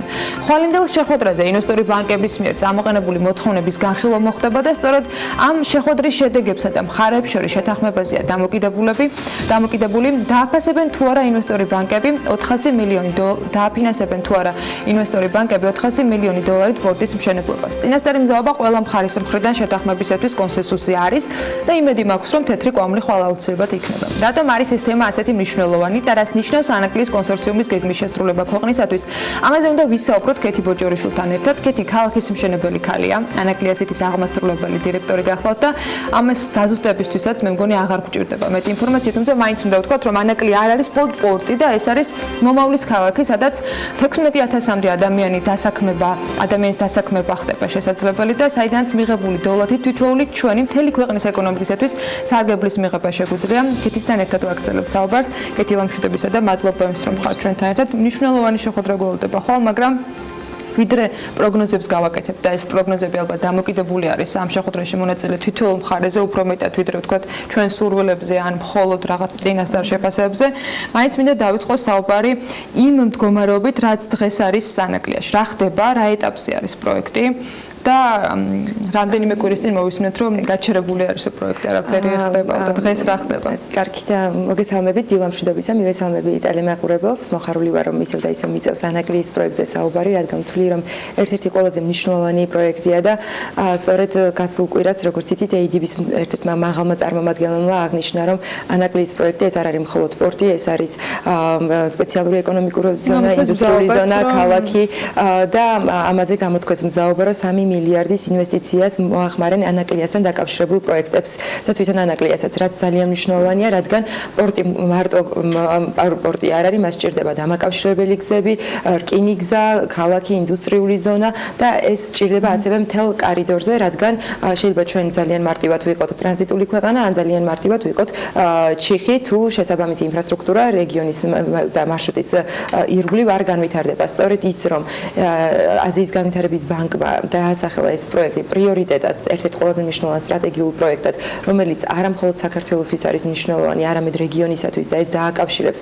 სხვადასხვა ქვეყნებს და ეს დააკავშირებს და ხელს შეუწყობს დაკავშირებულობას და ვაჭრობას, რა თქმა უნდა, ყველასათვის მნიშვნელოვანია. რა ხდება დღეს? ძალიან კარგი კითხვა არის. თქვენ იცით, რომ დღემდე კომპანიამ 70 მილიონი დოლარის ინვესტიცია განახორციელა, მობილიზებული ჩვენ გავაკეთეთ დაღრმავება ერთ-ერთი უპრეცედენტო 5 მილიონი კუბომეტრის ქვიშა დავყარეთ, იცით რომ ეს მიწა იყო ჭაობი და არ იყოს მშენებლობისათვის მისაღები მდგომარეობა, შესაბამისად ჩვენ დაგვჭირდა დამატებითი სამუშაოები, რომ მოვამზადოთ იმისათვის, რომ აქ ფუნდამენტალურად უკვე დავიწყოთ მშენებლობა. მნიშვნელოვანია, რომ რა თქმა უნდა ამას თავისი დრო და პერიოდი ჭირდება, თუნდაც ეს ინჟინერული გადაწყვეტილებაა, როდესაც 8 მეტრ ქვიშას ყრი 100 ჰექტარზე, ამას აქვს თავისი სიმძიმე, უნდა დააწვეს წყალი, გამოიდევნოს, ძალიან დეტალებში ვარ შევიდე და ამას თავისი პროცესი და დრო ჭირდება. სწორედ ეს პროცესი და დრო იყო და ჩვენთვის და ჩვენი კომპანიისთვის იყო მნიშვნელოვანი, რომ დაღრმავება გაგვეკეთებინა სწორედ სექტემბერში, რადგან შემდეგ ამ პროცესს ჭირდება დაახლოებით 8 თვე და სწორედ ჩვენ ამ პროცესში ვართ, როდესაც მიწის, ესე რომ ვთქვათ, ფუნდამენტის მომზადება ხდება. ამ პერიოდში უკვე ჩვენ ჩავატარეთ ტენდერი ამ წეების შესყიდვაზე, რომელიც ერთ-ერთი ყველაზე უმსხვილესი ტენდერი არის, იცით რომ მოიგო Hyundai-ის კომპანიამ, ასევე დამატებით ამ წეებზე მოიგო ჩინურმა კომპანიამ CPMC, ეს ჩვენ ჩავატარეთ ტენდერი, საერთაშორისო ტენდერია, ძალიან ესე რომ ვთქვათ, დიდი კონკურენციის, რომელიც სადაც შევისყიდეთ მთავარ მშენებელს, გენერალურ კონტრაქტორს, რომელიც საბიდან ბოლომდე პასუხისმგებელი იქნება, რომ გასაგები ბოლომდე, ესე რომ ვთქვათ, ერთ გასაგები ჩაგვაბაროს სპორტის და უახლოეს მომავალში ჩვენ ამ კომპანიასაც დავასახელებთ, რომელიც უკვე ყველა ყველაფერი ესე რომ ვთქვათ წარმატების შემთხვევაში ჩვენ შევძლებთ მშენებლობის განახლებას უახლოეს მომავალში. ამიტომ მშენებლობის ნაწილში მინდა აღნიშნო რომ ყველაფერი თავის ესე რომ ვთქვათ განრიგის და იმ სქეჯუალის მიხედვით მიმდინარეობს, რომელიც იყო დაგეგმილი და ამ მხრივ რა თქმა უნდა შეფერხებები არ არსებობს.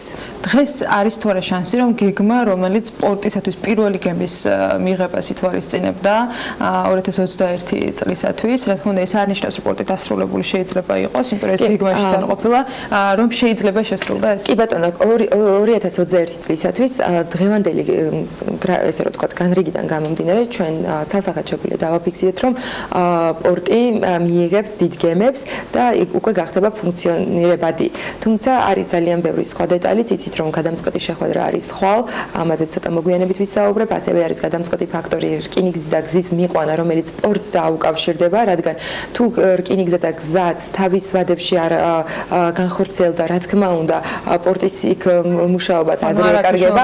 ამიტომ აი ამ ყველაფერზე ჩვენ ხვალ ვისაუბრებთ და უკვე დარწმუნებული ვარ, ესე რომ ვთქვათ, შევჯერდებით და უკვე ახალი ესე რომ ვთქვათ, თუ რამე ცვლილებები არის გასაკეთებელი ამ ცვლილებების მოდიფიკაციის საფუძველზე ჩვენ წარვადგენთ ახალ გეგმას, სადაც ყველა მხრიდან პარტნიორების ვალდებულებები და მოვალეობები იქნება განსაზღვრული და რა თქმა უნდა ჩვენ ამას შევასრულებთ. პატარა ხაზიც ასევე მინდა გაუსვა, კიდევ ისევ და მომყავს აზიის განვითარების ბანკის მაღალი თანამდებობის წარმოადგენა. კითხავ და მინდა რომ დავიწყოთ საწყის დაპირიდან, იმიტომ რომ 3 მილიარდი ეს არ არის მხოლოდ სპორტისთვის, შენ სახსენე ქეთი ეს ნაწილი და ეს თანამშრომლობა არ დაწყებულა არც დღეს, არც გუშინ და არც მხოლოდ საომავლო გეგმას არ უკავშირდება. ეს ბევრად ადრე დაწყებული თანამშრომლობა, მათ შორის ანაკლის კონსორციუმთან თანამშრომლობის გარდა სახელმწიფოსთან თანამშრომლობით, რომელიც იგივე გზების და რკინიგზის დაფინანსებას უკავშირდება. აზიის განვითარების ბანკმა ესე რომ ვთქვათ, შუა კორიდორი, რომელზეც ჩვენ ახლა ვსაუბრობთ, შუა მარშრუტი დააყენა პრიორიტეტულად და ეს არის მნიშვნელოვანი და ამისი ესე რომ ვთქვათ, ძალიან დიდი წვლილი ანაკლის კონსორციუმმა და ანაკლის სიტის კომპანიებმა მიიღეს, რადგან ჩვენ დავანახეთ ძალიან დიდი პერსპექტივა, თუ ამ ინფრასტრუქტურას რამდენად ძალიან დიდი შესაძლებლობა მოაქვს თვითონ მარშრუტისთვის და მარშრუტზე მყოფი ქვეყნებისათვის. ისევ და ისევ მინდა აღვნიშნო, რომ როდესაც მსგავსი მსხვილი ინფრასტრუქტურა ხორციელდება, ჩვენ ვნახულობთ, რომ აზერბაიჯანში განხორციელდა უკვე პორტის ესე რომ ვთქვათ, ახალი ფაზა და უკვე გაძლიერებული მასშტაბებით არის, ასევე რკინიგზის მოდერნიზაცია ხდება. ხედავთ, რომ ყაზახეთში ხდება აქტაუს პორტის განახლება, ასევე ახალი პორტი აშენდა კირიკის პორტი. ხედავთ თურქმენეთში, რომ საერთოდ სრულიად ახალი უახლოესი ტექნოლოგიებით აღჭურვილი პორტი აშენდა. ხედავთ ჩინეთისა და ყაზახეთის საზღვარზე ხორგოსის მშრალ პორტს და სპეციალურ ეკონომიკურ ზონას. ანუ ეს არის მომენტუმი, რასაც ქვია და მაქსიმალურად მნიშვნელოვანია, რომ ჩვენ გამოვიყენოთ ეს შესაძლებლობა, რადგან ისევ და ისევ დავესაცხები ჩემი ყაზახი კოლეგის სიტყვებს, რომ ტვირთი არის როგორც წყალი, თუ პატარა დაბრკოლებას შეუქმნი, ძალიან მარტივად პოულობს ახალ გზებს. მარშრუტები ბევრია, რა თქმა უნდა, ტვირთი ყოველთვის გადაადგილდება ერთი პუნქტიდან მეორე პუნქტზე. მთავარია, რომ ეს მარშრუტი იყოს კონკურენტუნარიანი, ჩვენ ვიყოთ კონკურენტუნარიანები და მაქსიმალურად შევეცადოთ, რაც შეიძლება უფრო მეტი ტვირთის წამოღება ამ მარშრუტზე. ამ მაღალ კონკურენციაში ჩვენ ჩამოთვალეთ ყველა პორტი, რაც ახლა უახლოს წარსულში და მომავალში განახლდება და განახლდა. აზიის განვითარების ბანკმა რა დაინახა საქართველოში, რატომ არის მისთვის საინტერესო, რა მოცულობაზე არის საუბარი, იმიტომ რომ ბევრი აზრი მოვისმენთ ამას დაკავშირებით, რამდენად არსებობს საერთოდ ტვირთი საიმისოდ რომ ანაკლის სპორტს კონდეს. ჩვენ თუ გადავხედავთ სტატისტიკას, მე მინდა აღვნიშნო, რომ წლევანდელი სტატისტიკა იყო აბსოლუტურად ძალიან კარგი, გვაქვს დიდი ზრდა, თითქმის 40%-მდე. გამართლა პროგნოზი, რომელიც მათ შორის ერთი წლის წინ ამ სტუდიაში არავის არ ჯეროდა ამ პროგნოზის. შესაბამისად, მნიშვნელოვანია, რომ ახალი ინფრასტრუქტურა და ახალი მოცულობები შეიქმნას, რადგან 2 წელიწადში არსებული პორტები საქართველოში სამწუხაროდ უფრო მეტ ტვირთს ვერ გაატარებენ და ეს იქნება, რა თქმა უნდა, ძალიან დიდი დაბრკოლება, როგორც საქართველოსთვის, ასევე რეგიონისათვის.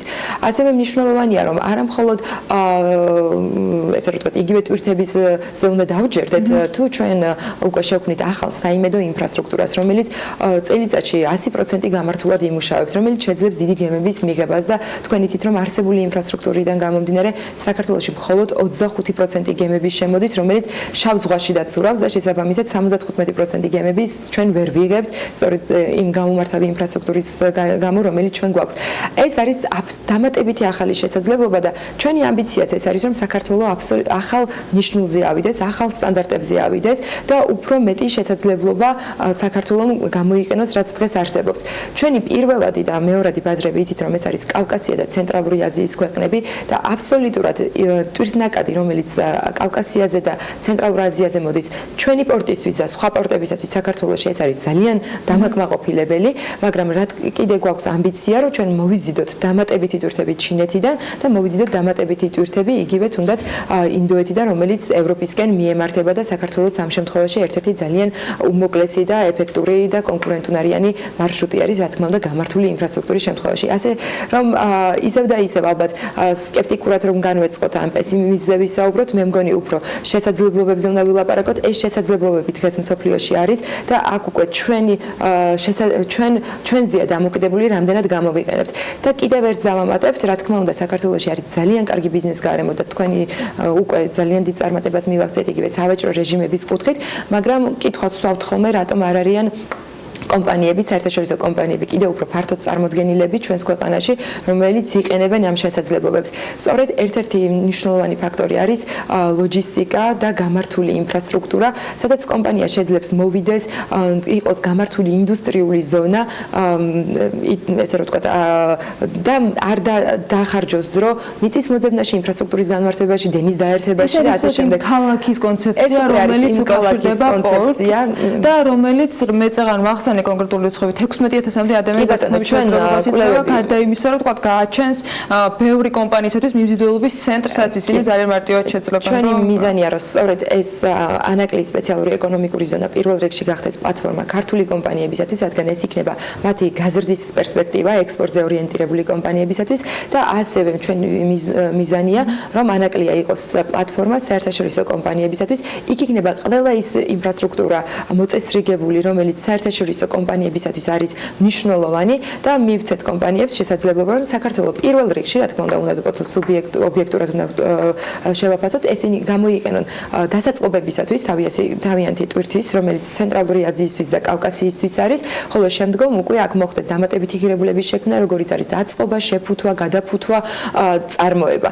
რა თქმა უნდა, ეს ყველაფერი ჰაერიდან არ მოდის, ეს არ მოდის ერთ დღეში, მაგრამ როდესაც არის მიზანმიმართული მუშაობა, უკვე ყველაფერი შესაძლებელია. სწორედ კვლევებმა აჩვენეს, რომ შეგვიძლია ჩვენ ავითვისოთ შემდეგი 10 წლის განმავლობაში დაახლოებით 500-მდე ჰექტარი მიწა, რომელიც შექმნის დაახლოებით 16000 სამუშაო ადგილს.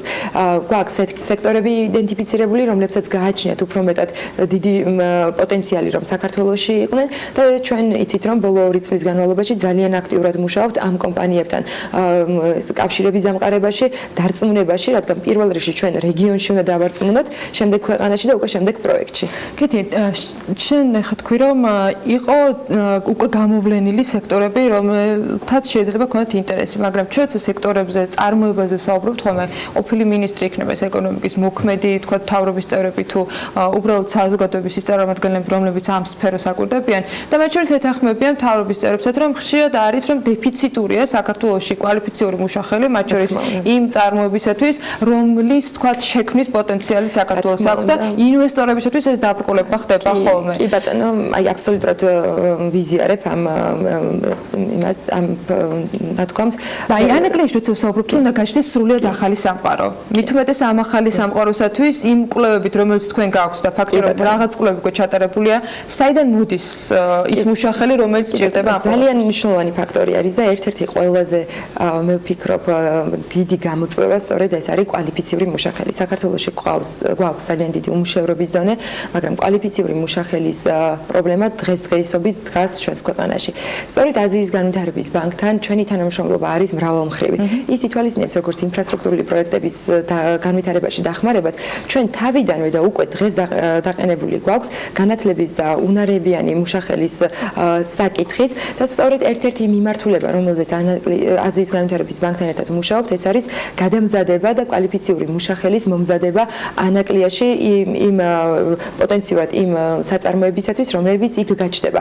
შესაბამისად, კომპლექსურია ჩვენი თანამშრომლობა, ჩვენ სხვადასხვა მიმართულებით ვმუშაობთ, დონორებთან ვმუშაობთ ძალიან აქტიურად და ისევ ვიტყვი, რომ ამ ანაკლიდან ჩვენ ამას არ უყურებთ, რომ თავისით მოხდება. ამიტომ უკვე ჩართულები ვართ ამ მიმართულებით და აზიის განვითარების ბანკმა დაგვიდასტურა მათი მზაობა, რომ კონკრეტულად მიზანმიმართულად და მასშტაბურად მოახდენს გადამზადებას ანაკლის სპეციალური ეკონომიკური ზონისთვის.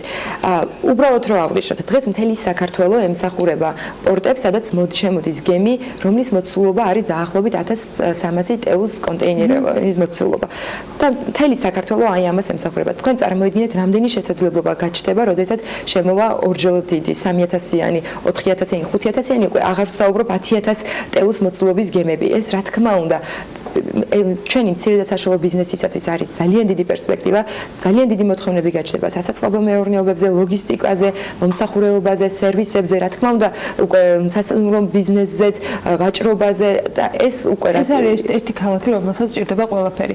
და ამ ქალაქისათვის გადამზადების ის კომპონენტი, რომელიც ADB-სთან გაქვთ თქვენ გათვლილი, გულისხმობს თუ არა, მხოლოდ თქვათ მანაკლის მაცხოვრებლებისათვის ამ შეთავაზებას ეს იქნება მთელ დასავლეთ საქართველოს გამომდინარე იქიდან, რომ მნიშვნელოვანია მუშახელი, აქ ავტომატურად დასაქმდება ანაკლის მაცხოვრებლები, რა თქმა უნდა, პირველ რიგში შეიძლება მოხდეს ზუგდიდიდანაც სიარული ეგრე რომ ვთქვათ სამსახურებრივ ადგილებზე, მაგრამ გრძელვადიან პერსპექტივაში ჩვენი მიზანია, რომ უფრო მეტი ღირებულების მქონე სამუშაოები შეიქმნას, გაიზარდოს ეფექტიანობა. თქვენ იცით, რომ 50% დაახლოებით პირდაპირ თუ არაპირდაპირ სოფლის მეურნეობაშია ჩართული, ამიტომ ამათი გამსხვილებაც საჭირო არის და შესაბამისად თავისუფლებული მუშახელის სხვა სექტორებში დასაქმებაც. ამიტომ მნიშვნელოვანია სტრატეგიულად შევხედოთ ამ ყველაფერს და სწორედ აზიის განვითარების ბანკის ერთ-ერთი დიდი როლი იქნება ამ მიმართულებით მუშაობა და სტრატეგიულად ხედვა.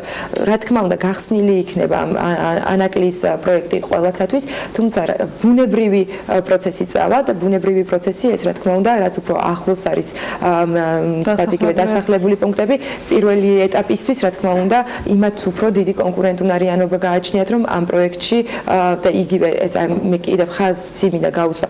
ეს არის ის საწარმოები, რომლებიც ისარგებლებენ ანაკლის სპორტით და სპეციალური ეკონომიკური ზონით და უკვე ისინი შექმნიან სამუშაო ადგილებს ჩვენს პროექტში. თუმცა არ არის ერთადერთი პარტნიორი ADB და ხვალინდა შეხვედრაზეც მხოლოდ ADB არ იქნება წარმოდგენილი, 4 უმსხვილესი საერთაშორისო ინსტიტუტია. კი ბატონო, გეთანხმებით და მნიშვნელოვანია, რომ სწორედ 4 უმსხვილესი საერთაშორისო პარტნიორის ჩართულობა ამ პროექტში მიანიშნებს საერთაშორისო ესე რომ ვთქვათ მნიშვნელობას ამ პროექტზე.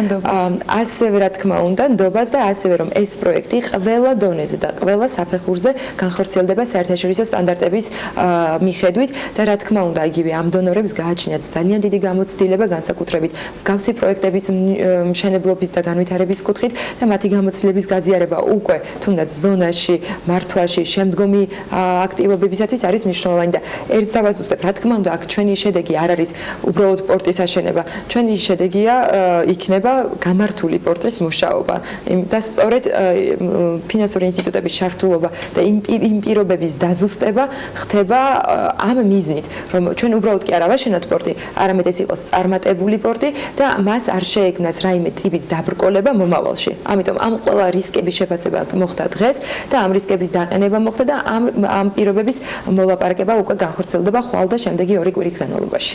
მე გისურვებ წარმატებას და ვუსურვებ საკუთარ თავს და მთელ ქვეყანას ამ შეხვედრის წარმატებით დასრულებას. მათ შორის ანაკლის კონსორციუმს, რომ ეს იქნება ცალსახად მნიშვნელოვანი პროექტი მთელი ქვეყნისათვის და ცალსახად წარმატებები მინდა რომ უსურვო ანაკლის კონსორციუმს და რა თქმა უნდა ამ შეხვედრაში მონაწილე ყველა მხარეს. კეთი ბოჭორიშვილი ანაკლიასეთის აღმასრულებელი დირექტორი იყო, საქმიანი დილის სტუმარი. მადლობა მას კიდევ ერთხელ და მე შეგახსენებთ, რომ ხვალ 21 მაისს უნდა გაიმართოს შეხვედრა ხელისუფლების ანაკლის კონსორციუმის სახელმძღვანელის და საერთაშორისო საფინანსო ინსტიტუტების ერთობლივი მონაწილეობით, სადაც ჯამში იმ ყველა პირობის დაზუსტება მოხდება, რომელზეც მთელი ამ დროის განმავლობაში მსჯელობა მიდიოდა და კიდევ ერთხელ გამოთქვა იმედს, რომ ეს შეხვედრა იქნება წარმატებით დასრულებული. მადლობა კეთის სტუმრობისათვის. მცირე სარეკლამო პაუზა გველდება და რამდენიმე წუთში დაგებრუნდებით.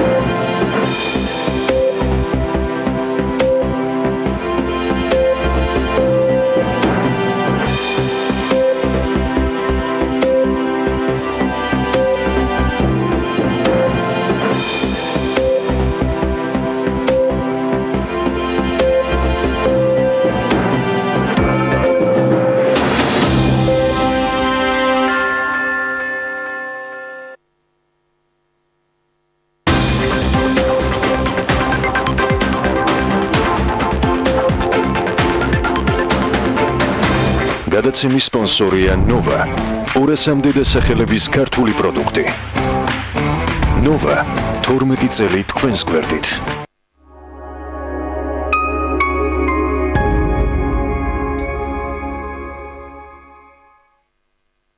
თქვენს კარგ განწყობას ალერგია აფერხებს, ცემინება, ქავილი, სურდო, ცრემლდენა. PSP-სთან ერთად ალერგიის დამარცხება მარტივია. მხოლოდ PSP-ში ალერგიის საწინააღმდეგო მედიკამენტები ყველაზე დაბალ ფასად. PSP, ჩემი ოჯახის აფთიაქი.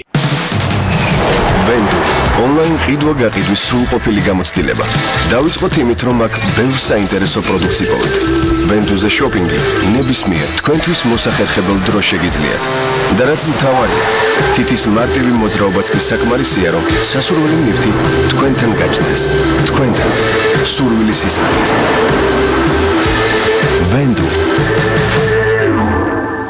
გაქვს ქერადმა ან წაბლისფერი, ჟღალიან თუნდაც ჭაღარა. მნიშვნელობა არ აქვს როგორი თმა გაქვს. PSP-ში ჯანსაღი და მძინვარე თმის აქცია დაიწყო უფროსებისა და ბავშვებისთვის. მიიღეთ 50%-მდე ფასტეკლება შამპუნებზე, ბალზამებზე, ნიღბებზე, სპრეიზე, მშრალ შამპუნებზე, ზეთებსა და საღებავზე. PSP ჯანსაღი თმის ექსპერტი. ეგზოტიკური ინდონეზია, ბალის ზღაპრული კუნძული, საბერძნეთი, ლეგენდარული კუნძულები კრეტა და მიკონოსი, დაუწყარი კრუიზი ხმელთაშუა ზღვაზე, სტუმართმოყვარე სიცილია, ანტალიის ფირუზისფერი ზღვის სანაპირო, იტალიის მარგალიტი, ჯადოსნური რიმინი, თუმოროულენდის მუსიკალური ფესტივალი. მოგზაურობა იწყება აქ. ტუროპერატორი კაპიტან ბრუსი, მარი ბროსესორი. გლოვო, მიტანის სერვისის აპლიკაცია. ხინკალი ამბურგერი მოგინდა? შეუკვეთე გლოვოს. რამე დაგჭირდა სუპერმარკეტიდან. შეუკვეთე გლოვოს. დილით საუზმე მოგინდა? შეუკვეთე გლოვოს. ლუდი შემოგაკლდათ? შეუკვეთე გლოვოს და განაგრძე გართობა. ჩამოტვირთე გლოვოს აპლიკაცია. შეუკვეთე რაც გინდა და წუთებში მოგიდანთ. გლოვო, შენ უკვეთა, ჩვენ მოგვაქვს.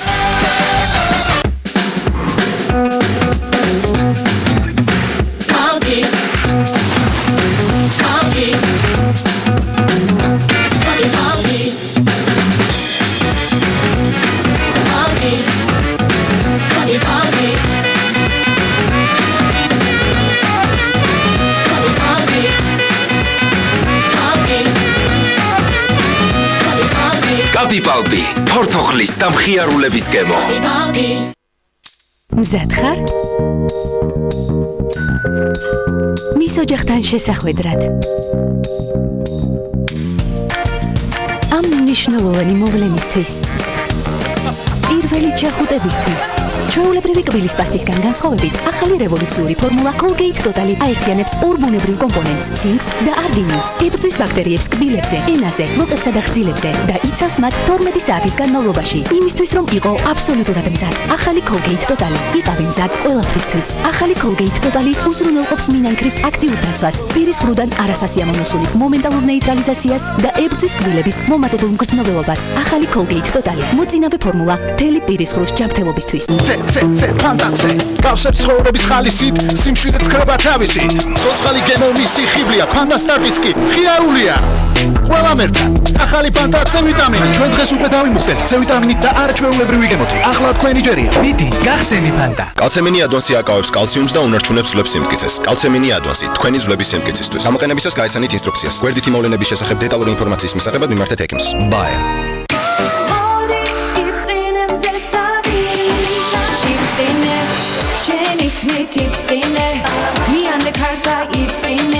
ბრუნა ჩაინი მუქითმა მთელი წელი მზის ქვეშაც კი ძლიერი და ბრწყინვალე. მამა ჩემი ყველაზე მაგარია.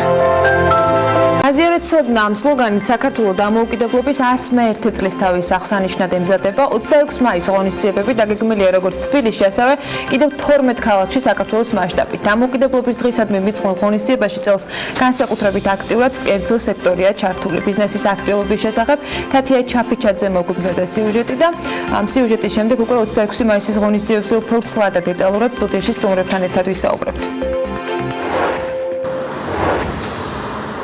ცოდნას მივყავართ თავისუფლებამდე. ამ საკომუნიკაციო ფრაზით საქართველოს დამოუკიდებლობის 101 წლის აღსანიშნავად ემზადება. საწლისი საბრძოლო მომზადების ცენტრის რეკრუტებმა სამხედრო ოფიცი დადეს. ქვეყნის ხუთ სხვადასხვა ლოკაციაზე ფიცის დადების ცერემონიალი გაიმართება. თბილისსა და საქართველოს 12 ქალაქში კი არაერთი გასართობ შემეცნებითი ღონისძიებაა დაგეგმილი.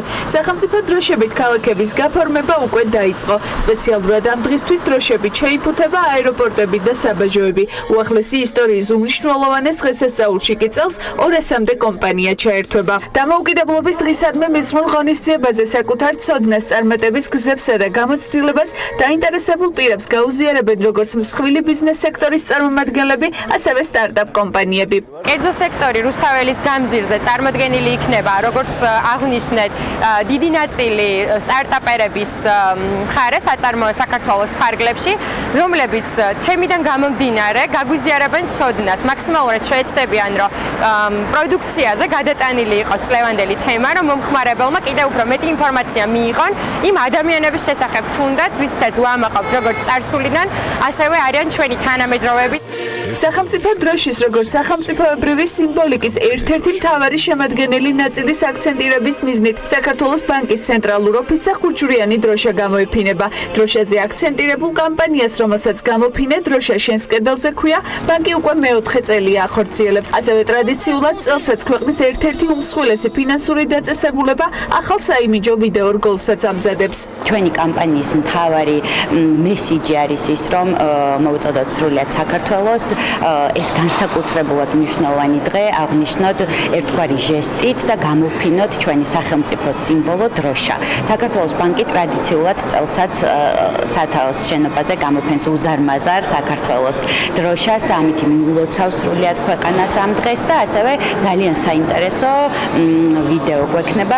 ამიერიდან საქართველოს დამოუკიდებლობის დღეს განსაკუთრებულად იზეიმებს კომპანია Coca-Cola-ც. მიუხედავად იმისა, რომ 80 მილიარდ დოლარად შეფასებული საერთაშორისო ბრენდი თავის პროდუქციაზე სხვა ლოგოტიპს უიშვიათეს შემთხვევაში იყენებს, 26 მაისი ამ ჩამონათვალში მოხვდა.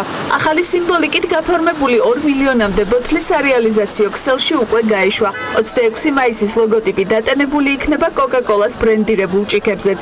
ჩვენთვის საქართველოში საამაყოა 26 მაისი, ჩვენთვის დამოუკიდებლობის დღის აღნიშვნა. ამიერიდან ტრადიციულად 26 მაისი და Coca-Cola იქნება ქართველი მომხმარებლისთვის ერთ ლოგოტიპში გაერთიანებული. მთელი ქვეყნის მასშტაბით ქართველმა მომხმარებელმა ნახევარლიტრიან 2 მილიონ ბოთლზე შეუძლია ნახოს Coca-Cola-ს და 26 მაისის გაერთიანებული ლოგოტიპი. დამოუკიდებლობის დღისადმი მიძღვნილი ღონისძიებები მთელი საქართველოს მასშტაბით დილის 10 საათიდან დაიწყება და მთელი დღის განმავლობაში გაგრძელდება.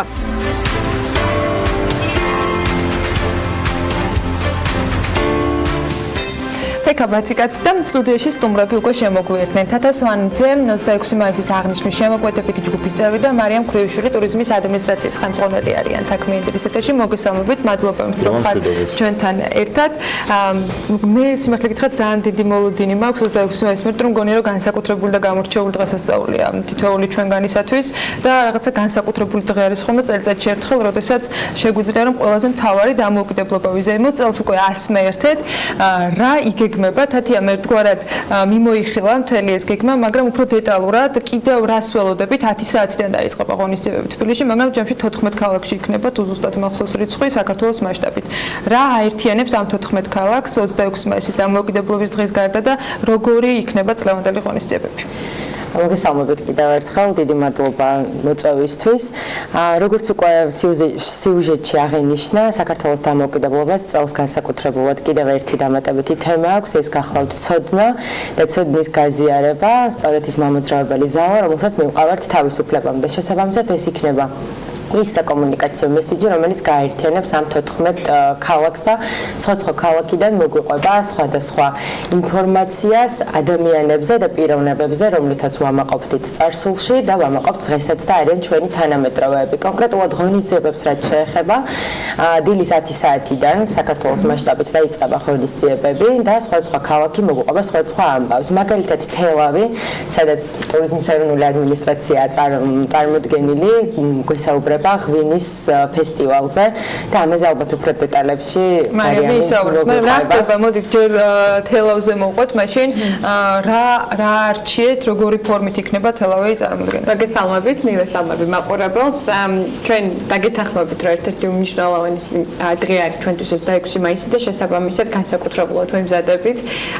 თელავი ბუნებრივია თავისი შინაარსით და ლოკაციით განაპირობებს იმას, რომ ის შინაარსი რაც იქნება თავის მხრივ 26 მაისს აღსანიშნავად იქნება პირდაპირ პროპორციულად მორგებული ერთის მხრივ ბუნებრივი ადგილობრივ მოსახლეობაზე, მეორეს მხრივ შიდა ტურიზმზე, ისევე როგორც საერთაშორისო ტურისტებზე. იქიდან გამომდინარე, რომ ეს არის ასე ვთქვათ მიქსი იმისა, რომ სწორედ მიიღო ინფორმაცია და ინფორმაცია იმის შესახებ თუ რა არის ღვინო, ქვევრი, ის იქნება შემეცნებითი, გასართობი და იქნება ფაქტობრივად ყველასთვის, ოჯახებისთვის, იმიტომ რომ ცალკე იქნება ტერიტორია, რომელიც ბავშვებისთვის ატრაქციები, გასართობი, შემეცნებითი უმნიშვნელოვანესაა და ბუნებრივია იმ ადამიანებისთვის და ტურისტებისთვის, ვისაც კიდევ უფრო მეტი ინფორმაციის მიღება უნდა უშუალოდ ღვინის ტექნოლოგიის, კახეთის ისტორიის, ქვევრის, იქიდან გამომდინარე იქნება სამუზეუმო კომპონენტები ჩატანილი აღნიშნული ღონისძიების ფარგლებში. ზოგადად რას ვამზადებთ ხოლმე ტურისტებისათვის 26 მაისს როგორ თავაზობთ, ამაზე აუცილებლად ვიკითხოთ, თუმცა დანარჩენ ქალაქებზეც მინდა რომ დავასრულოთ საუბარი. რა ხდება დანარჩენ ქალაქებში, როგორც ვიცი, აეროპორტები არის ერთის მხრივ უკვე მომზადებული და ჩემთვის ძალიან საინტერესო არის ბიზნესის ჩართულობა. სიუჟეტში თათიამ რამდენიმე კომპანია გაგვაცნო კიდეც, რომელიც სხვადასხვა ფორმით არიან მონაწილეები და როგორ ერთვება ბიზნესი, რამდენად აქტიური არის მათი თქვათ ჩართულობა და რას იღებს მომხმარებელი და 26 მაისს მუზეუმის საზოგადოება ყველაფერი. აეროპორტების მორთით რომ დავიწყოთ, უკვე მზად არის აეროპორტები იმისთვის, რომ ტურისტებსაც უმასპინძლოს და დახვდეს და აცნობას, რომ ჩვენ ვზეიმობთ საქართველოს დამოუკიდებლობას და ასევე როგორც შიდა ტურიზმის განვითარებისთვის, ასევე უცხოეთიდან ჩამოსული სტუმრებისთვის ერთი და ძალიან მნიშვნელოვანი ლოკაცია წელს დაემატა საქართველოს დამოუკიდებლობის დღის აღნიშვნას, ეს გახლავთ მთა და მესტია. ამ დღისთვის სპეციალურად ფრენაც დაინიშნა, იმიტომ რომ ორდღიანი ფესტივალი იქნება მესტიაში, 25-ში შეიძლება სტუმრები რომ გაფრინდნენ და ესწრონ არაჩვეულებრივ ღონისძიებებს 26 მაისის ფარგლებში შეძლებენ ისრიალონ თეთნულზე, ასევე ჰეშკილზე გაატარონ სასიამოვნო დღე DJ ფესტივალის თანხლებით და სეტის ტერიტორიაზე გაიცნონ სხვადასხვა სახის სამუზეუმო სივრცეს, საბავშვო გასართობ სივრცეებს და ასე შემდეგ. რაც შეეხება ბიზნესის ჩართულობას, ჩვენთვის ძალიან მნიშვნელოვანია ბიზნესის ჩართულობა და უკვე წლებია, რაც დავიწყეთ თანამშრომლობა მათთან ერთად აღნიშნავთ დამოუკიდებლობის დღეს. წლებთან ერთად იმატებს ინტერესი ამ დღესთან დაკავშირებით, იმიტომ რომ თან ხვდებით, რომ ეს არის დღე, რომელსაც განსხვავებული რელიგიური მრწამსისა თუ ეროვნებისა ყველანი აღნიშნავთ, თუ კი ჩვენ ვართ საქართველოს მოქალაქეები. განსხვავებული ბიზნესმენები, სტარტაპერები იქნებიან რუსთაველზე წარმოდგენილები, თუმცა მსხვილი ბიზნესიც იქნება ჩართული. აი როგორ ნაწილდება ეს აქტიურობა და რა ფორმით იქნება რუსთაველზე წარმოდგენილი, თუნდაც ის ადამიანები, ვინც აწარმოებენ და შესაძლებლობა იქნება მათ შორის პატარა გამოფენებზე აქ მოსერნე ადამიანებმა იყიდონ კიდეც ეს ნამუშევრები და რა იქნება ჯამში ეს რა ხდება რუსთაველზე ესეც რომ გითხრათ. რუსთაველის გამზირზე ერთი ნაწილი, რომელსაც აწარმოებს საქართველოს წარმოგვიდგენს სტარტაპერებით იქნება დაკომპლექტებული და სტარტაპერები გაგვიზიარებენ ცოდნას და გადაიტანენ თავიანთ პროდუქციაზე სხვადასხვა თემას. ასევე რუსთაველის გამზირზე სხვადასხვა მსხვილი ბიზნესის წარმომადგენლები იქნებიან გამოსულები თავიანთი სტენდებით, რომლებიც როგორც თავიანთ ჭრილში მოგვიყვებიან საქართველოს დამოუკიდებლობაზე, ასევე ისაუბრებენ იმ ცოდნაზე, რითითაც მათ მიაღწიეს წარმატებას და გაგვიზიარებენ თუ როგორ შეიძლება ჩვენს ესე ვთქვათ მივაღწიოთ წარმატებას. რუსთაველზე არ იქნება სხვა ქალაქებში იქნება ეს სხვა ქალაქებშიც იქნება ცოდნის გაზიარება. თელავში. ჩვენი დღესასწაულია პირველ რიგში 26 მაისი ქართველების და ჩვენ ასე ვთქვათ ზეიმობთ, მაგრამ როგორ შეიძლება გავხადოთ დღესასწაული მიმზიდველი სხვებისთვის, ან ტურისტებისთვის. რა გზავნილი გვაქვს ტურისტებისთვის? რა გზავნილი კეთდება, როდესაც 26 მაისს ვსაუბრობ და არის თუ არა ზოგადად ეს რაღაცა პრიორიტეტი, რომ 26 მაისს სხვებმაც იზეიმონ ჩვენთან ერთად. ბუნებრივია და ჩვენ ვფიქრობთ, რომ ის კონცეფცია, რაც არის, რომ გააზიარეთ ცოდნა, არის იმ მნიშვნელოვანი კომპონენტის შემომავალი ნაწილი, რომელსაც ყველა ტურისტი ეძებს, როდესაც მოგზაურობს. იქიდან გამომდინარე, რომ ერთის მხრივ ეს არის გამოცდილება და მეორეს მხრივ ეს არის, რომ გაიგო ახალი ქვეყნის შესახებ, სადაც ჩადიხარ. შესაბამისად, ალბათ ყველაზე საინტერესო პერიოდია იმ ტურისტებისთვის, რომლებიც საქართველოში მოგზაურობენ. ჩვენ არაერთი საკომუნიკაციო არხის მეშვეობით ვცდილობთ იმას, რომ მაქსიმალურად ბევრი ადამიანი ჩამოვიდეს საქართველოში და დაამტყუეს კიდევაც მათი მოგზაურობა საქართველოს 26 მაისს. ბუნებრივია ორ ნაწილად ყოფთ ამ მიმართულებას. ერთი არის ის ადამიანები, რომლებიც უკვე დაგეგმილი აქვს საქართველოში მოგზაურობა და შესაძლებელია კახეთი არ იყოს ამ ეტაპისთვის მათ მიერ წინ სწრაფით დაგეგმილი და შესაბამისად ის რომ ასეთი საინტერესო ღონისძიება და თან მთელი დღის განმავლობაში, იმიტომ რომ ეს არის ერთდღიანი საგანმანათლებლო და გასართობი პროგრამა. ჩვენ ვიმუშავებთ იმაზე, რომ ადამიანები და მუშაობა უკვე დაწყებული რომ ჩამოვიდნენ ამისთვის საქართველოში და კახეთში და მეორე არის რომ ისინი ვისაც ამ ეტაპისთვის ჯერ არ დაუგეგმავს საქართველოს და ჩვენ უკვე ხედავთ ტენდენციას რომ ეგრეთ წოდებული გრძელი შაბათი კვირის გრძელი ვიკენდის მოგზაურობა საქართველოში ძალიან ტენდენციური ხდება. რატომ ვფიქრობთ, რომ ეს არის საინტერესო? ჩვენ ვფიქრობთ, რომ ეს რამდენიმე მიმართულებით არის საინტერესო. ერთი შიდა ტურიზმი და ჩვენ ხედავთ, რომ თავის მხრივ კახეთი ძალიან ტენდენციური მიმართულებაა, თუმცა ვფიქრობთ, რომ თელავისთვის იქნება განსაკუთრებულად საინტერესო ასეთი რაოდენობის ადამიანების მიღება. თემატურად არის ძალიან საინტერესო, იმიტომ რომ ყველა კატეგორიის ადამიანისთვის და ტურისტისთვის იქნება მიმზიდველი ვიღაცას მეტნაკლებად შეიძლება უფრო მეტად დაინტერესებდეს საგანმანათლებლო ნაწილი, გვეყოლება ღვინის ექსპერტები რომლებიც ქართულ, ინგლისურ ენაზე ისაუბრებენ ღვინის უნიკალურ ტექნოლოგიაზე, ვინ იყვნენ ის ადამიანები, ვინც განსაკუთრებული წვლილი შეიტანეს საქართველოში ღვინის ტექნოლოგიის განვითარებაზე, იმიტომ რომ ჩვენ ბევრს საუბრობთ ტურიზმზე და ჩვენ საუბრობთ ბევრს იმის შესახებ, რომ მსოფლიოში მხოლოდ ერთადერთი ქვეყანაა, რომელიც შეიძლება რომ ითქვას, რომ არის ღვინის სამშობლო. როგორ შეუძლიათ მეღვინეებს, მათ შორის თელავიდან იქნება თუ კახეთის სხვა რაიონიდან ამ გამოფენის მონაწილეობა? ეს უკვე დასრულებული პროცესი არის, ვინც იქნება თელავში 26 მაისს წარმოდგენილი და ორგანიზებას თქვენ უწევთ ამ ყველაფერს თუ შესაძლებელი იქნება მათ შორის ამ თავისუფალ სივრცეში რომ რაღაცა ფორმით გამოფინონ და შესთავაზონ დამთვალიერებელს იქნება ეს თუ მყიდველს თუ უბრალოდ დაინტერესებულ ადამიანს საკუთარი პროდუქცია, იმიტომ რომ ბევრი საოჯახო მარანი არსებობს ამ რაიონში და დაარსებული ინტერესი ყველასთვის იქნებრივია. როგორც უკვე ვისაუბრეთ, თელავშიც ექნებათ ბუნებრივი ადგილობრივ წარმოებლებს და არა მხოლოდ იმის საშუალება, რომ ასე ვთქვათ, გამოფინონ მათი პროდუქცია და მე ხას გავუსვავდი იმას, რომ ჩვენ მხოლოდ არ კონცენტრირდებით ღვინოზე, თუმცა ღვინო იქნება ერთ-ერთი მნიშვნელოვანი კომპონენტი, სადაც დეგუსტაციის ნაწილთან ერთად ასევე იქნება წარმოებლებს იმის საშუალება, რომ რეალიზება მოახდინონ მათი პროდუქციის, მაგრამ ასევე გვექნება ის ნაწილი საგამოფენო, სადაც მოიაზრება, რომ ის წარმოებლები, რომლებიც ხელნაკეთ აქსესუარებს აკეთებენ ქართული რეწვის ნიმუშები იქნება გამოფენილი და ასევე ალბათ მნიშვნელოვანია ის, რომ მცირე და საშუალო ისევე როგორც დიდ მეწარმეებს მივცემთ იმის საშუალებას, რომ გამოიყენონ ეს სივრცე და ის მოცემულობა, რითიც ჩვენ ჩამოვიყვანთ ბევრ ადამიანს და რეალიზება მოახდინონ უშუალო ტურისტებს. ბუნებრივია ამბლების თავს არ შეირცხავს. ის საინტერესოა. აეროპორტების მომზადება, ასე ვთქვათ, და მოგზაურობაზე ვისაუბრეთ, რა არის ანუ ეს მომზადების პროცესში არის თუ არა ინფორმაცია ჩამოსვლელ ტურისტებისთვის სად რა ლოკაციაზე, ასე ვთქვათ, რა აქტივობა იმართება, ანუ ეს ხდებათ ეს ინფორმაცია აეროპორტებში? აეროპორტებში ინფორმაციას ვავრცელებთ ყველა აეროპორტში ინდივიდუალურად. ქუთაისში ჩასულ ტურისტს მაგალითად დახვდება ინფორმაცია კონკრეტულად ქუთაისში რა ღონისძიებები იმართება და ცისფერყანწელების ქუჩაზე როგორი ცოდნის ფესტივალი გვაქვს და საკმაოდ საინტერესო დახუნძღული მთელი დღე, ასევე დასავლეთ საქართველოს მიმართულებით ყველა ქალაქში მაგალითად ამბროლაუში ტექნოლოგიების ფესტივალი და ასე შემდეგ. აღსანიშნავია აუცილებლად ის ფაქტიც, რომ ყველა ქალაქში ვცდილობთ რომ იყოს ყველაფერი ორენოვანი. მაგალითად თბილისში, სადაც ჩვენ ვსაუბრობთ, რომ ღვინის ნაწილს თბილისშიც ვიმეორებთ აუცილებლად, იმიტომ რომ ვამაყობთ, რომ ვართ 8000 წლიანი უწყვეტი მოსავლის ქვეყანა და საქართველოს ღვინის სამშობლოა. ამ თემაზე ჩვენ აუცილებლად უცხოელ სტუმრებს ვუყვებით ინგლისურ ენაზეც და შესაბამისად ტერიტორიაზე როგორც პრინტ მასალაში იქნება გამოყენებული მეორე ენა, ასევე ადამიანები, რომლებიც ტერიტორიაზე ივლიან და იქნებიან დამხვედრი პირები, აუცილებლად გაუზიარებენ ცოდნას. ამბროლაურში ხდება ორად.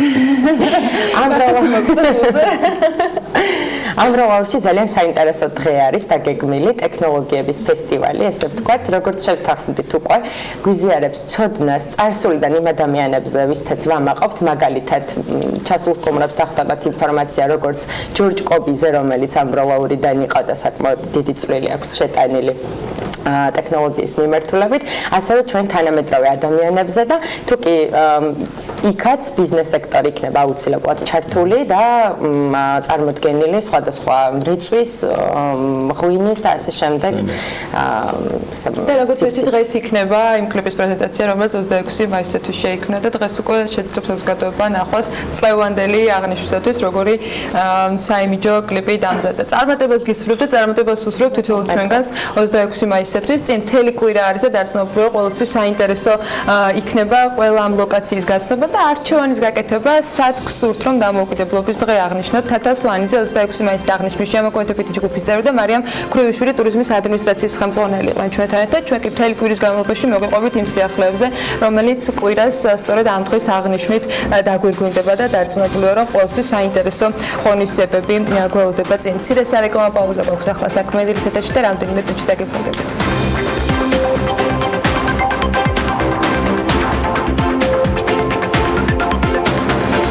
კეთი ჭყიკვაძის 2020 წლის შემოდგომა ზამთრის კოლექციის ჩვენება დასრულებულია. დიზაინერი მალე საქართველოს დაატოვებს და საზღვარგარეთ გადავა საცხოვრებლად, საქმიანობას კი საფრანგეთის დედაქალაქში გააგრძელებს. როგორც თავად ამბობს, ეს მისი ბოლო ჩვენება იყო თბილისში და გარკვეული პერიოდით კოლექციებს აღარ წარმოადგენს. რაც გეგმავს კეთი ჭყიკვაძე პარიზში და როგორც ჩაიარა ჩვენებამ რესპუბლიკაში, რომელსაც მარიამ ადამია ესწრებოდა, დეტალებს ახლა ის თავად მოგყვება.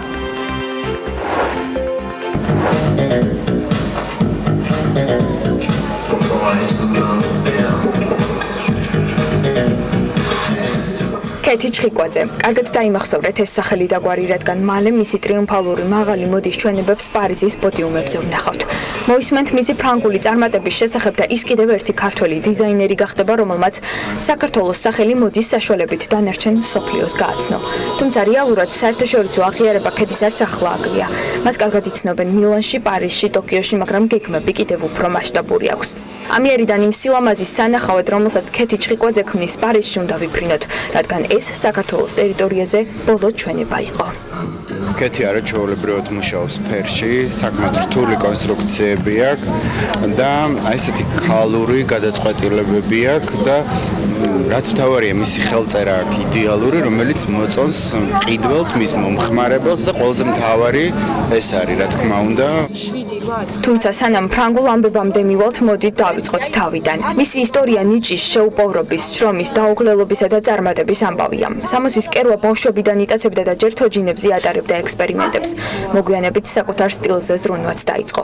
სწავლის დასრულების შემდეგ კი დადგა დრო, უკვე დამოუკიდებლად შეექმნა კოლექცია, სტილი და მოეპოვებინა სახელი. და სამახსოვრებელი ხელწერით, თავისუფალი სილუეტებითა და ელეგანტურობის სინთეზით კი არც ეს გასჭირვებია და საკუთარი სახელი და გვარი ბრენდად გადააქცია. ამბობს, რომ კარიერულ ცხოვრებაში მთავარ როლს ინტუიცია ასრულებს. სწორედ ინტუიციით გრძნობს მოდის ტენდენციებს, ამიტომაც ცდილობს ყოველთვის დაუბრუნდეს ინტუიციურ საწყის და არ მოხვდეს იმის გავლენის ქვეშ, რაც პიროვნულ ხელწერას დაუკარგავს. ხშირად მოგზაურობს, იღებს ბევრ ინფორმაციას და შთაბეჭდილებას, რომლებიც საბოლოოდ ილექება გონებაში და იბადება ახალი იდეები. ასე შეიქმნა 2020 წლის შემოდგომა ზამთრის კოლექციაც, რომელიც მისი წინა ნამუშევრების ლოგიკური გაგრძელებაა. მთავარი თემატიკა გული, ინსპირაციის წყარო კი სიყვარულია. ასე დაიმშვიდობა დიზაინერი სამშობლოს და ახალი ცხოვრება მისთვის, მისი კოლექციისთვის, ნიჭისთვის და ხელოვნებისთვის ახლა უკვე პარიზში დაიწყება. წინ მსოფლიო აღიარება, უკან დასახევი გზა კი არ არსებობს. ქალი ეს არის გლამურული ქალი, ქალური სილუეტი, სადღაც სპორტული ელემენტებიც და ვფიქრობ მოხდენილი, პირველში მოხდენილი კაბები, რომლებიც შეგიძლია გარდა საღამოს ვარიანტისა გამოიყენო ყოველდღიურად, აი ესეთი ორ თემატურად გაყოფილი კოლექცია. კეთი ჭყიკვაძის წარმატების ისტორიის მოყოლა აქ არ სრულდება. არც წერტილი ისმევა, პირიქით, ალბათ ყველაზე მთავარი ისტორიის წერა ჯერ მხოლოდ ახლა იწყება. გზა თბილისიდან პარიზამდე ცალსახად საქმიანია და რა თქმა უნდა საქმიანი დილის ეთერის გავლით. კეთი ჭყიკვაძე სტუდიაში გვერდება და სტუდიაში პირველ რიგში მადლობა უნდა უთხრათ მას, რომ წუხადელი ჩვენების შემდეგ დილიდან საქმიანი იწყება მისი დღე და ორშაბათი. მოგესალმებით, მადლობა რომ ხართ ჩვენთან ერთად. პირველ რიგში როგორ ჩაიარა გუშინდება დღე? ვფიქრობ ძალიან კარგად ჩაიარა. ჩემი კოლეგები ჩემს გვერდზე იდგნენ, მათ რა ვიცი, უღრმესი მადლობა მინდა უთხრა, იმიტომ რომ მათ გარეშე ალბათ ვერ შევძლებდი იმ ბევრი რაღაცა ნიუანსების დამუშავებას, რაც ყოველთვის ხდება ჩვენების წინ, რაც არ უნდა მომზადებული იყო. თქვენ ალბათ კადრებშიც ნახეთ, ავთანდილი თამუნა ყველა ჩემს გვერდზე არიან და ფიქრობ, რომ წარმატებულად ჩაიარა და ის კოლექცია, რაც მინდოდა რომ ეჩვენებინა, ისევ აჩვენე, როგორც საჭირო იყო. პატარა დეტალები იყო ამ კოლექციაში, განსაკუთრებულად საინტერესო, ეს ეხება გულებს და ყვავილებს, რომელიც წინა კოლექციიდან ნაწილობრივ გადმოყვა. მოდით ცოტა კიდევ კოლექციაზე, რითი იყო ეს განსაკუთრებული და გამორჩეული ჩვენება, გარდა იმისა, რომ ფაქტობრივად ეს არის დიდი ხნი მოსალოდნელი პაუზის წინ ბოლო ჩვენება საქართველოში. მე ვფიქრობ, რომ განსაკუთრებული არ იყო იმით, რომ ეს არ არის თქვათ ბოლო მომავალში და ყოველთვის უფრო კარგი და უფრო კარგი უნდა იყოს, ჩემის აზრით.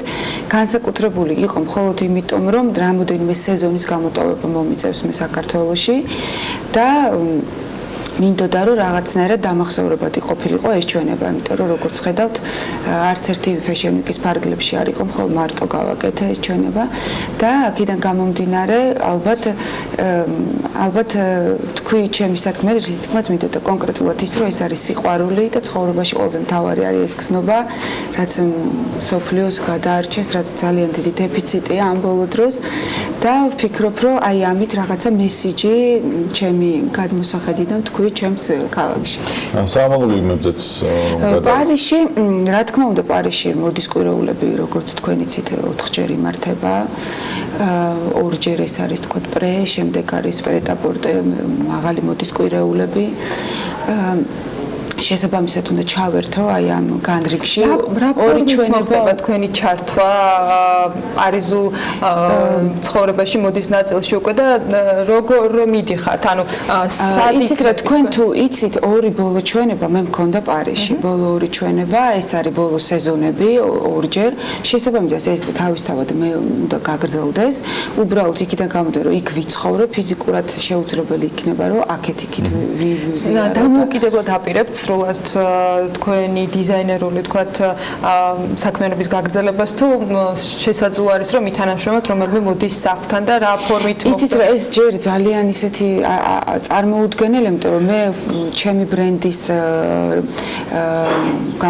ჩემ ბრენდზე ვაპირებ მუშაობას პარიზში და ეს ჩვენება ჩემი ბრენდის სახელით იყო არ ვიცი თუ ისეთი რამე მოხდება რომ რომელიმე მოდის სახლი რაღაცას შემომთავაზებს რა თქმა უნდა გააჩნია რომელი მოდის სახლი ეს ფანტასტიკური იქნება არ ვიცი ეს ალბათ ფანტაზიის ერთ-ერთი ნაყოფია მაგრამ ვფიქრობ რომ ყველაფერი ხდება ცხოვრებაში მაგრამ ყოველ შემთხვევაში ამჯერად აქცენტირებული იქნება მხოლოდ ჩემი ბრენდის წარმოდგენაზე პარიზში სისტემატურად მოდის კვირეულებზე ორჯერ იყო მაღალი მოდის კვირეულის ფარგლებში ეხლა უფრო მაქვს იმედი რომ გადავალ ალბათ პრეტაპორტეს პერიოდში უფრო მეტი დრო მექნება იმიტომ რომ ამ დროს ყოველთვის არის შეურუმები მოგიხსენებათ ეს სხვა სისტემა სადაც ბაერებთან არის კონკრეტული შეხვედრები და ეს ორივე ერთად ყოველთვის რთულია მაგრამ რადგან იქ ვიცხოვრებ მოვახერხებ და შოურუმთან ერთად იქნება ასევე ჩვენება ფიქრობთ რომ მოგიწევთ გადაწყობა იმ გარემოდან გამომდინარე სადაც ახლა გეგმოთ უფრო მეტი ჩვენების გაკეთება სადაც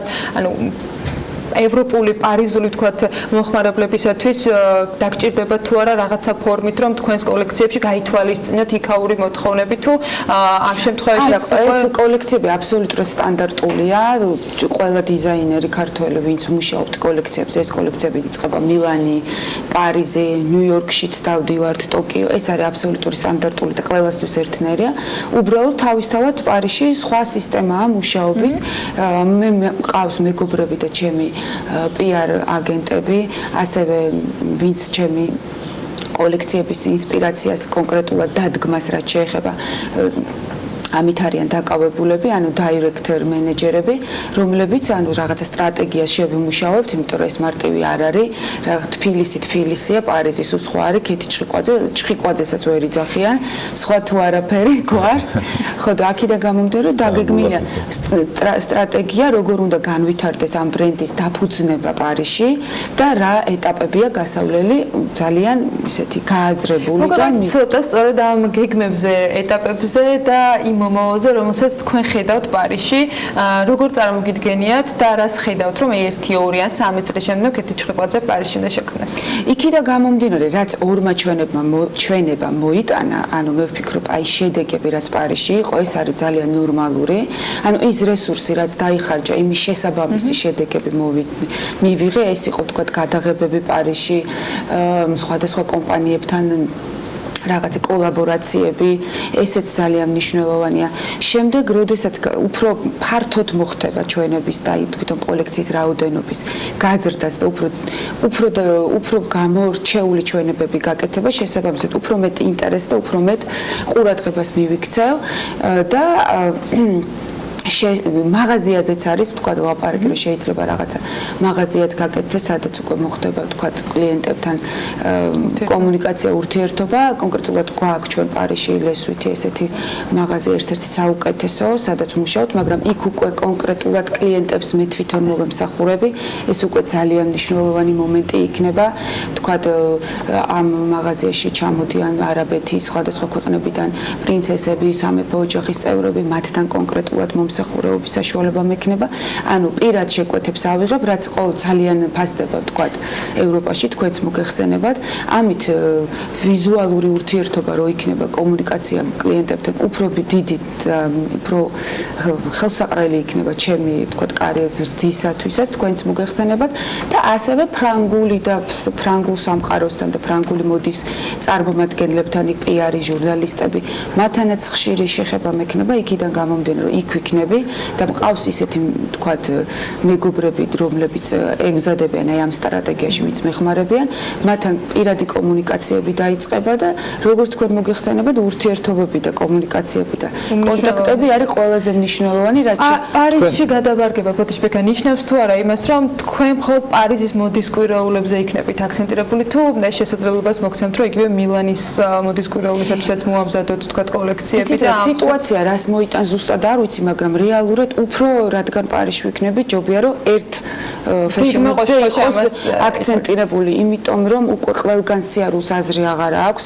მაგიტომაც ამ თქვა გადავწყვიტე რომ თბილისში აღარ ჩამოვიდე, იმიტომ კი რომ მე ჩემი ქალაქი პირიქით ყველაზე მეტად მინდა რომ აქ დაინახონ რას ვაკეთებ, უბრალოდ კონცენტრირება უნდა მოხდეს ერთ გადაწყვეტილებაზე, იმ სტრატეგიაზე, რასაც თავიდან დავიგეგმოთ, რომ არ მოხდეს სხვადასხვა დროის ხარჯვა, ანუ ძალიან დიდი დრო და რესურსი ჭირდება. რომ შედეგი მივიღო ის, რასაც ვგეგმავთ. თქვენ ახსენეთ, რომ ავტომობილი გეხმარებოდათ ამ უნანგო რა იქ რა ხდება, ანუ აქ მოგეხმარათ და იქ პარიზში ასე ვთქვათ არიან თუ არა ადამიანები, ვინც ასე მოდაგიდგებიან. დამეხმარებიან ქართველი დიზაინერები. არა მგონია, მაგრამ ეს ჩემთვის ძალიან საამაყოა, ჩემი მეგობრები ჩემს გვერდზე არიან და ჩვენ ერთმანეთს 10 წელი ერთად მოვდივართ შეოურუმებში პარიზში, 10 წელია შეოურუმებში ვართ. ეს ძალიან დიდი სიძლიერეა, ძალიან ხშირად უკითხია, ძალიან ხშირად რომ კონკურენცია და პირიქით ეს არის გაზრდა, ერთმანეთის мотиваცია, რაც უფრო ძლიერი მეგობარი, ანუ ძლიერი დიზაინერია შენს გვერდზე, უფრო მეტ სწავლობ, უფრო მეტი мотиваცია, უფრო გინდა რომ უფრო მეტი და უფრო კარგი გააკეთო და ვფიქრობ, რომ მე მარტო არ ვიქნები პარიზში ცოტა ხანში, ჩემი კოლეგები მე შემომიერთდებიან და ჩვენ სიტყვას ვიტყვით ამ ქალაქში აუცილებლად ძალიან მალე. გაცნობილი რომ ასე იქნება და დიდი სიამოვნებით ყოველ ჯერზე მოვყვებით იმ წარმატების შესახებ, რომელსაც თქვენ თუ თქვენი კოლეგები ამ სფეროში მეაღწევთ, საქართველოში იქნება ეს თუ ნებისმიერ სხვა ქვეყანაში. მადლობა იმსაც რომ იყავით ჩვენთან ერთად, წარმატებას გისურვებთ და დიდი სიამოვნებით კიდევ ერთხელ ნებისმიერ სიახლეზე მოვყვებით საქმიან ეთერებში. კეთი ჩხიკვაძის დიზაინერს მასპინძლობთ საქმიანი დილის ეთერში. რამდენიმე წუთში დაგებრუნდებით.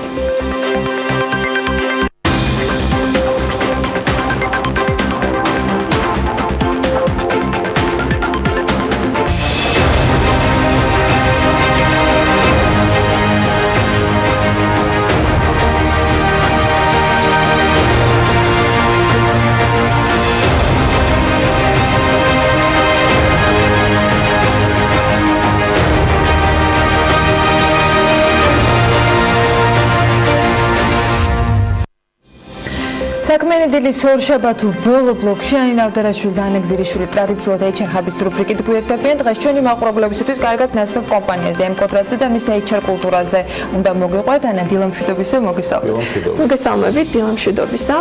დღეს HR ჰაბის რუბრიკა მრავალფეროვანი იქნება. ვნახავთ სიუჟეტს საქართველოს უნივერსიტეტის შესახებ და გვექნება პირდაპირი ჩართვა კომპლექს Skyline Residence-დან, რომელიც M კვადრატ უძრავი ქონების პრემიუმ ხაზის პროექტია. დეველოპერული კომპანია M კვადრატი უძრავი ქონება 2006 წლიდან უკეთეს ცხოვრებას ათასობით ოჯახისთვის ხდის ხელმისაწვდომს. მისი მთავარი ბიზნეს მიმართულებებია უძრავი ქონების განვითარება და უძრავი ქონების მართვა. M კვადრატ რენტი ეს გახავთ ახალი მომსახურება M კვადრატის მობინადრეებისთვის. მათთვის, ვისაც ბინის გაქირავება სურს.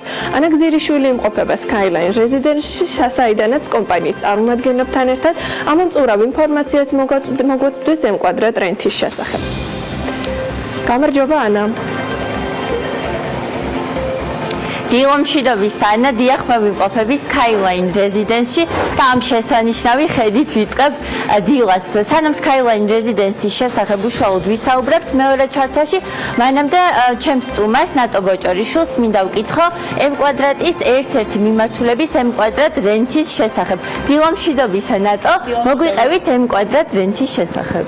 M კვადრატ რენტი ერთ-ერთი მიმართულებაა M კვადრატის, რომელიც ამ შექმნის იდეა გაჩნდა მას შემდეგ, რაც ვნახეთ, რომ უკვე 3000 გადააჭარბა ჩვენი მობინადრეების რაოდენობა და გადავწყვიტეთ მათთვის დამატებითი სერვისი შეგვეთავაზებინა.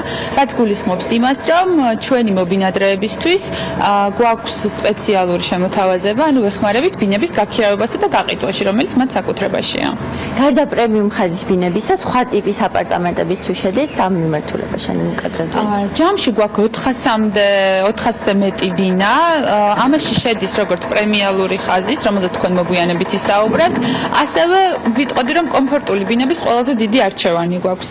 ჩვენი ბინები ძირითადად განთავსებულია ქალაქის ცენტრში და ადვილად მისადგომია ტრანსპორტის კუთხით და ასევე გვაქვს ერთი კომპლექსი, რომელიც ცოტა მოშორებით არის განთავსებული. რამდენად ხშირად მოგვართავენ მაცხოვრებლები აღნიშნული სერვისით, რამდენად ხშირად სარგებლობენ? როგორც უკვე გითხარით, ჯამში 3000-ზე მეტი ოჯახი ყავს ჩვენს, ასე ვთქვათ, მოვლა პატრონობის ქვეშ და აქედან 400-ზე მეტი ბინა არის გასაქირავებელ პორტფელში. ძირითადად ვისთვის არის განკუთვნილი, ვინ ინტერესდება თქვენი სერვისით, გარდა რა თქმა უნდა თქვენი მაცხოვრებლებისა?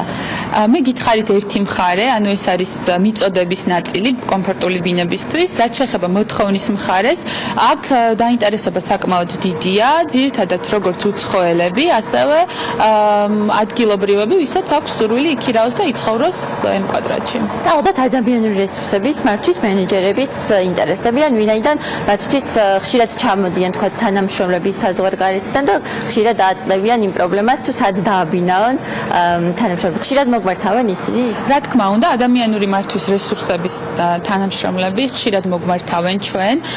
აქ ეხება როგორც რეგიონიდან ჩამოსულ თანამშრომლებს, რომლებიც შეგვიძლია განვათავსოთ როგორც დღიურად, ასევე გრძელვადიანი იჯარით, ასევე საზღვარგარეთიდან მოწვეული სპეციალისტები და მენეჯერები.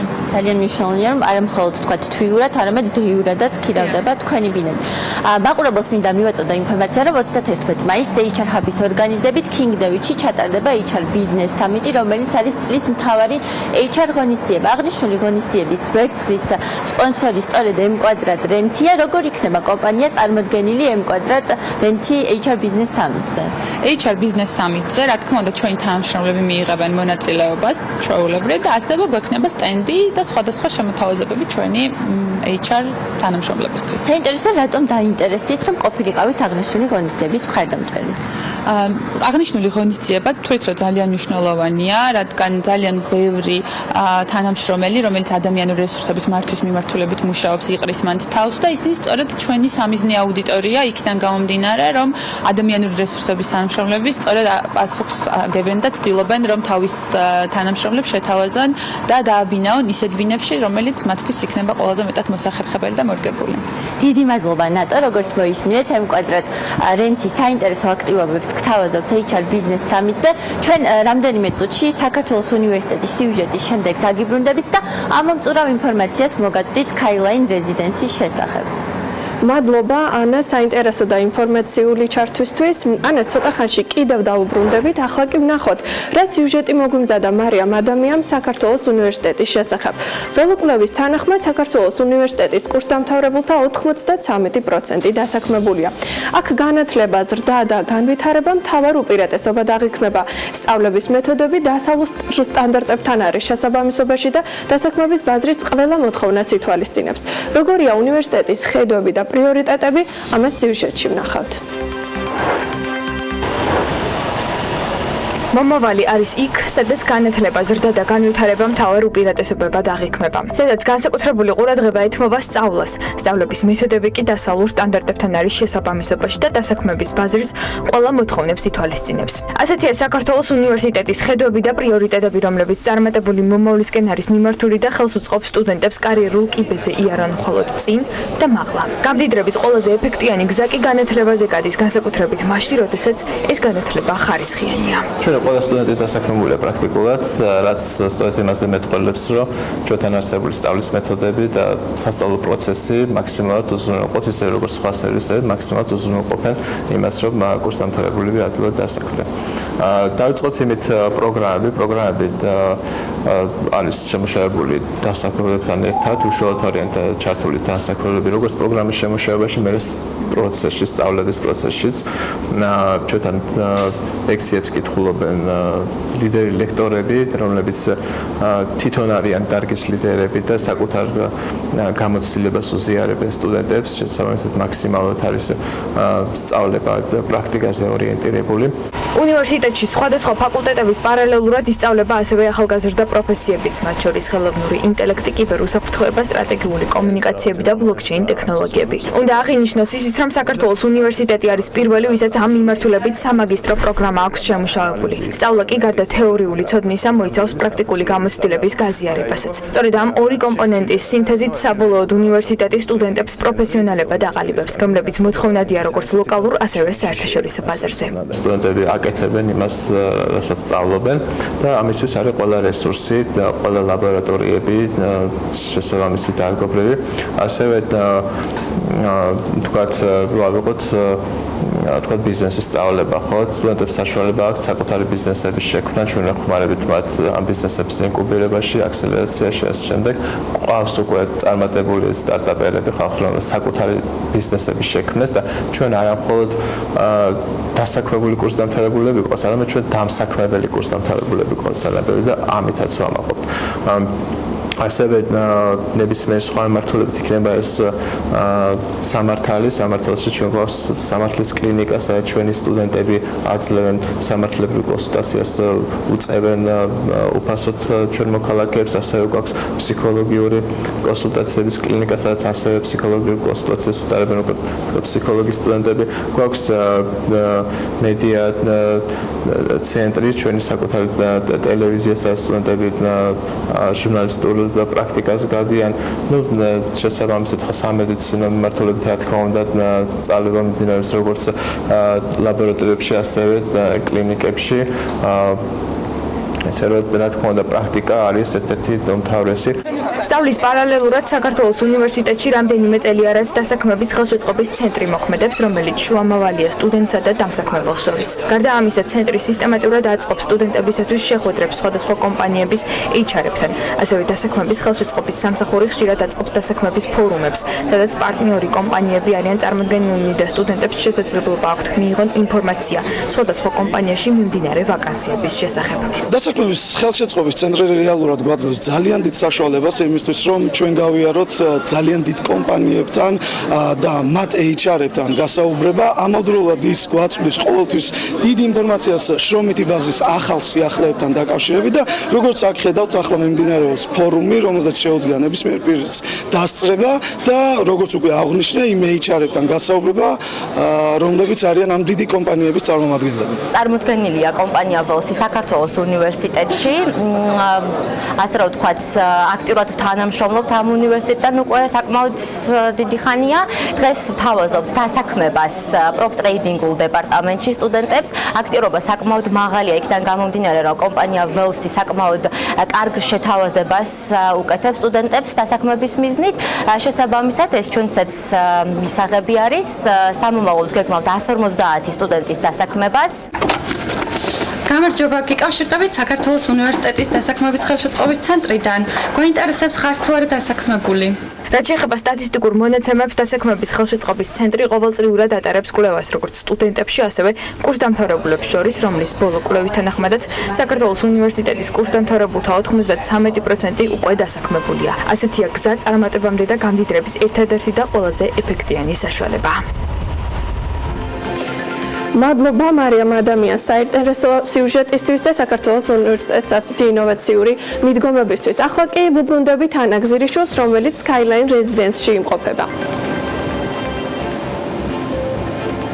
დილა მშვიდობისა, კიდევ ერთხელ დიახ, მე ვიმყოფები Skyline Residence-ში და დილა ნამდვილად შესანიშნავად დაიწყო პირადად ჩემთვის, ვინაიდან ასეთ მშვენიერ ხედს ვუყურებ თბილისის. ახლა მინდა ჩემს სტუმართან გადავინაცვლო ნინო ჩხიკვაძესთან, რომელიც ასე ვთქვათ მეგზურობას გაგვიწევს დღეს Skyline Residence-ში და მის შესახებ ვისაუბრებ. ნინო, დილა მშვიდობის. პირველ რიგში მინდა გკითხოთ, რას გულისხმობს Skyline Residence-ი? მოგესალმებით. Skyline Residence-ი არის M კვადრატის პირველი პრემიუმ ხაზის პროექტი. იგი უნიკალური არის თავისი ლოკაციიდან გამომდინარე, მდებარეობს ქალაქის ძველ ნაწილში, მთაწმინდის რაიონში. ახლომახლოს არის ბოტანიკური ბაღი, ასევე მთაწმინდის პარკი. იგი უნიკალურობასთან ერთად ასევე ინარჩუნებს სიმყუდროვესთან და უცხოთვარისთვის არის შეუმჩნეველი გამომდინარე იქიდან, რომ ძალიან არის შერწყმული თვითონ რელიეფთან, ბუნებასთან და ასევე აუცილებლად უნდა აღვნიშნო, რომ ძალიან სუფთა ჰაერია, რაც ძალიან მნიშვნელოვანია, მე მგონი დღესდღეობით მაცხოვრებლებისთვის. ჩვენ ახლა გადავინაცვლებთ აპარტამენტში და უშუალოდ შეგახედებთ თუ როგორ გამოიყურება ის და ნინოც ისაუბრებს ამის შესახებ. ნინო, აქვე მინდა გკითხოთ, ზოგადად რა მომსახურებებს თავაზობთ თქვენს მაცხოვრებლებს, იმიტომ რომ ვიცი ბევრი სხვადასხვა მომსახურება და უპირატესობა აქვს თქვენ სხვა აპარტამენტებთან შედარებით. კი ბატონო, მოგახსენებთ, Skyline Residence-ის მაცხოვრებლებს აქვთ საკმაოდ ცოტი პრივილეგიები. ანუ ერთ-ერთი არის კონსიეჟის მომსახურება. კონსიეჟის მომსახურება გულისხმობს იმას, რომ შეუძლიათ ნებისმიერ დროს გამოიძახონ ტაქსი, შეგვიძლია ასევე გამოუძახოთ ვუქშავთ ავტომობილი, რეცხვა, დასუფთავება, ქიმწმენდა, ასევე კომპლექსში არის განთავსებული ღია საცურაო აუზი და სავარჯიშო დარბაზი. და დაცვაც რა თქმა უნდა, 24 საათიანი დაცვა არის, ასევე ტექნიკური დახმარება თუ რომელიმე მობინადრეს დაჭირდა, ანუ ამ ყველაფერს უზრუნველყოფს Skyline Residence-ი. რა ძალიან მნიშვნელოვანია თითოეული მაცხოვრებლების. მოდი დავიწყოთ ახლა პრინციპში აპარტამენტის დათვალიერება. შეგვიძლია გადავინაცვლოთ თან რომ გითხრათ სად რა მდებარეობს. ეხლა ჩვენ ვიმყოფებით ორ საძინებლიან აპარტამენტში. აქ არის ახლა შევდივართ საძინებელ ზონაში. გვაქვს ორი საძინებელი, როგორც აღვნიშნეთ. ეს არის ერთ-ერთი საძინებელი. ჩვენ ახლა გადავინაცვლებთ უკვე აქეთ ამ ხარეს, აქეთაც საძინებელია, ხო? კი ბატონო, ეს არის საძინებელი, რომელსაც აქვს თავისი გარდერობის ოთახი და სველი წერტილი. დიდი გარდერობი, რაც ძალიან კომფორტულია, განსაკუთრებით ქალბატონებისთვის მინდა აღვნიშნო და ყოველ ქალბატონი ოცნება არის, რომ მის ოთახში იყოს ასეთი გარდერობი. თან შესანიშნავი ხედია, შეგვიძლია ოპერატორს მინდა ვთხოვო, რომ დავაფიქსიროთ შესანიშნავი ხედი, ჩვენ აუცილებლად გავალთ ვერანდაზე და დავათვალიერებთ. შეგვიძლია გადავინაცვლოთ იგივე. ნინო, რით არის გამორჩეული Skyline Residence-ი გარდა თქვათ იმ სერვისებისა, რომელიც თქვენ უკვე ჩამოთვალეთ? Skyline Residence-ი გამორჩეული არის პირველ რიგში თავისი უნიკალური ლოკაციით. როგორც აღვნიშნეთ, მდებარეობს ქალაქის ძველ ნაწილში და ანუ რა თქმა უნდა წარმოუდგენელი არის არ აღვნიშნოთ ის პანორამული ხედები, რომელიც იშლება ძველ თბილისზე. ასევე თვითონ ის სამშენებლო სარემონტო მასალები, რაც გამოყენებული არის Skyline Residence-ის მშენებლობის და რემონტის დროს, არის უნიკალური და საკმაოდ მაღალი ხარისხის. და თქვათ, ვინც დაინტერესდა რომ ისარგებლოს თქვენი მომსახურებით, როგორ უნდა მოგმართონ? ის ადამიანები, ვინც დაინტერესებულები იქნებიან ჩვენი მომსახურებით, ანუ გულისხმობს Skyline Residence-ში აპარტამენტის ქირაობით, შეუძლიათ რომ მოგმართონ ჩვენ M კვადრატ რენტის სერვისს. ჩვენ საკონტაქტო ინფორმაცია შეუძლიათ რომ ნახონ ჩვენს ვებგვერდზე M კვადრატ rent.g. დიდი მადლობა ნინო. როგორც ნინო აღნიშნა, თუ დაინტერესდით ისარგებლოთ Skyline Residence-ის სერვისით და იქირავთ ამ შესანიშნავ აპარტამენტში ბინა, უნდა შეხვიდეთ M კვადრატ rent.g-ზე, სადაც ამომწურავ ინფორმაციას ნახავთ Skyline, არა მარტო Skyline Residence-ის შესახებ, არამედ იმ აპარტამენტების შესახებ, რომელიც M კვადრატ rent-ს აქვს გასაქირავებლად. ანა დიდი მადლობა ანა. HR Hub-ის დღევანდელი რუბრიკა ამით დასრულებულია. HR Hub-ში დიდი მზადება, როგორც ანამ აღნიშნა, 31 მაისს წლის მთავარი HR ღონისძიება, HR Business Summit-ი ჩატარდება. ღონისძიების შესახებ ამომწურავ ინფორმაციას მაყურებელს ძალიან მალე მივაწვდით, მანამდე კი შეგიძლიათ ესტუმროთ HR Hub-ის და HR Hub-ის Facebook-ის გვერდს. წარმატებულ სამუშაო კვირას გისურვებთ. მადლობა ორ ანას საინტერესო რუბრიკისათვის ტრადიციულად ინფორმაციებისათვის, რომელსაც ისინი ტრადიციულად ყოველ ორ შაბათს გადაცემის ბოლო ბლოკში გვაწვდიან და ეს იმის ნიშანია, რომ ჩვენად დაგემშვიდობოთ ბედნიერ დღეს გისურვებთ.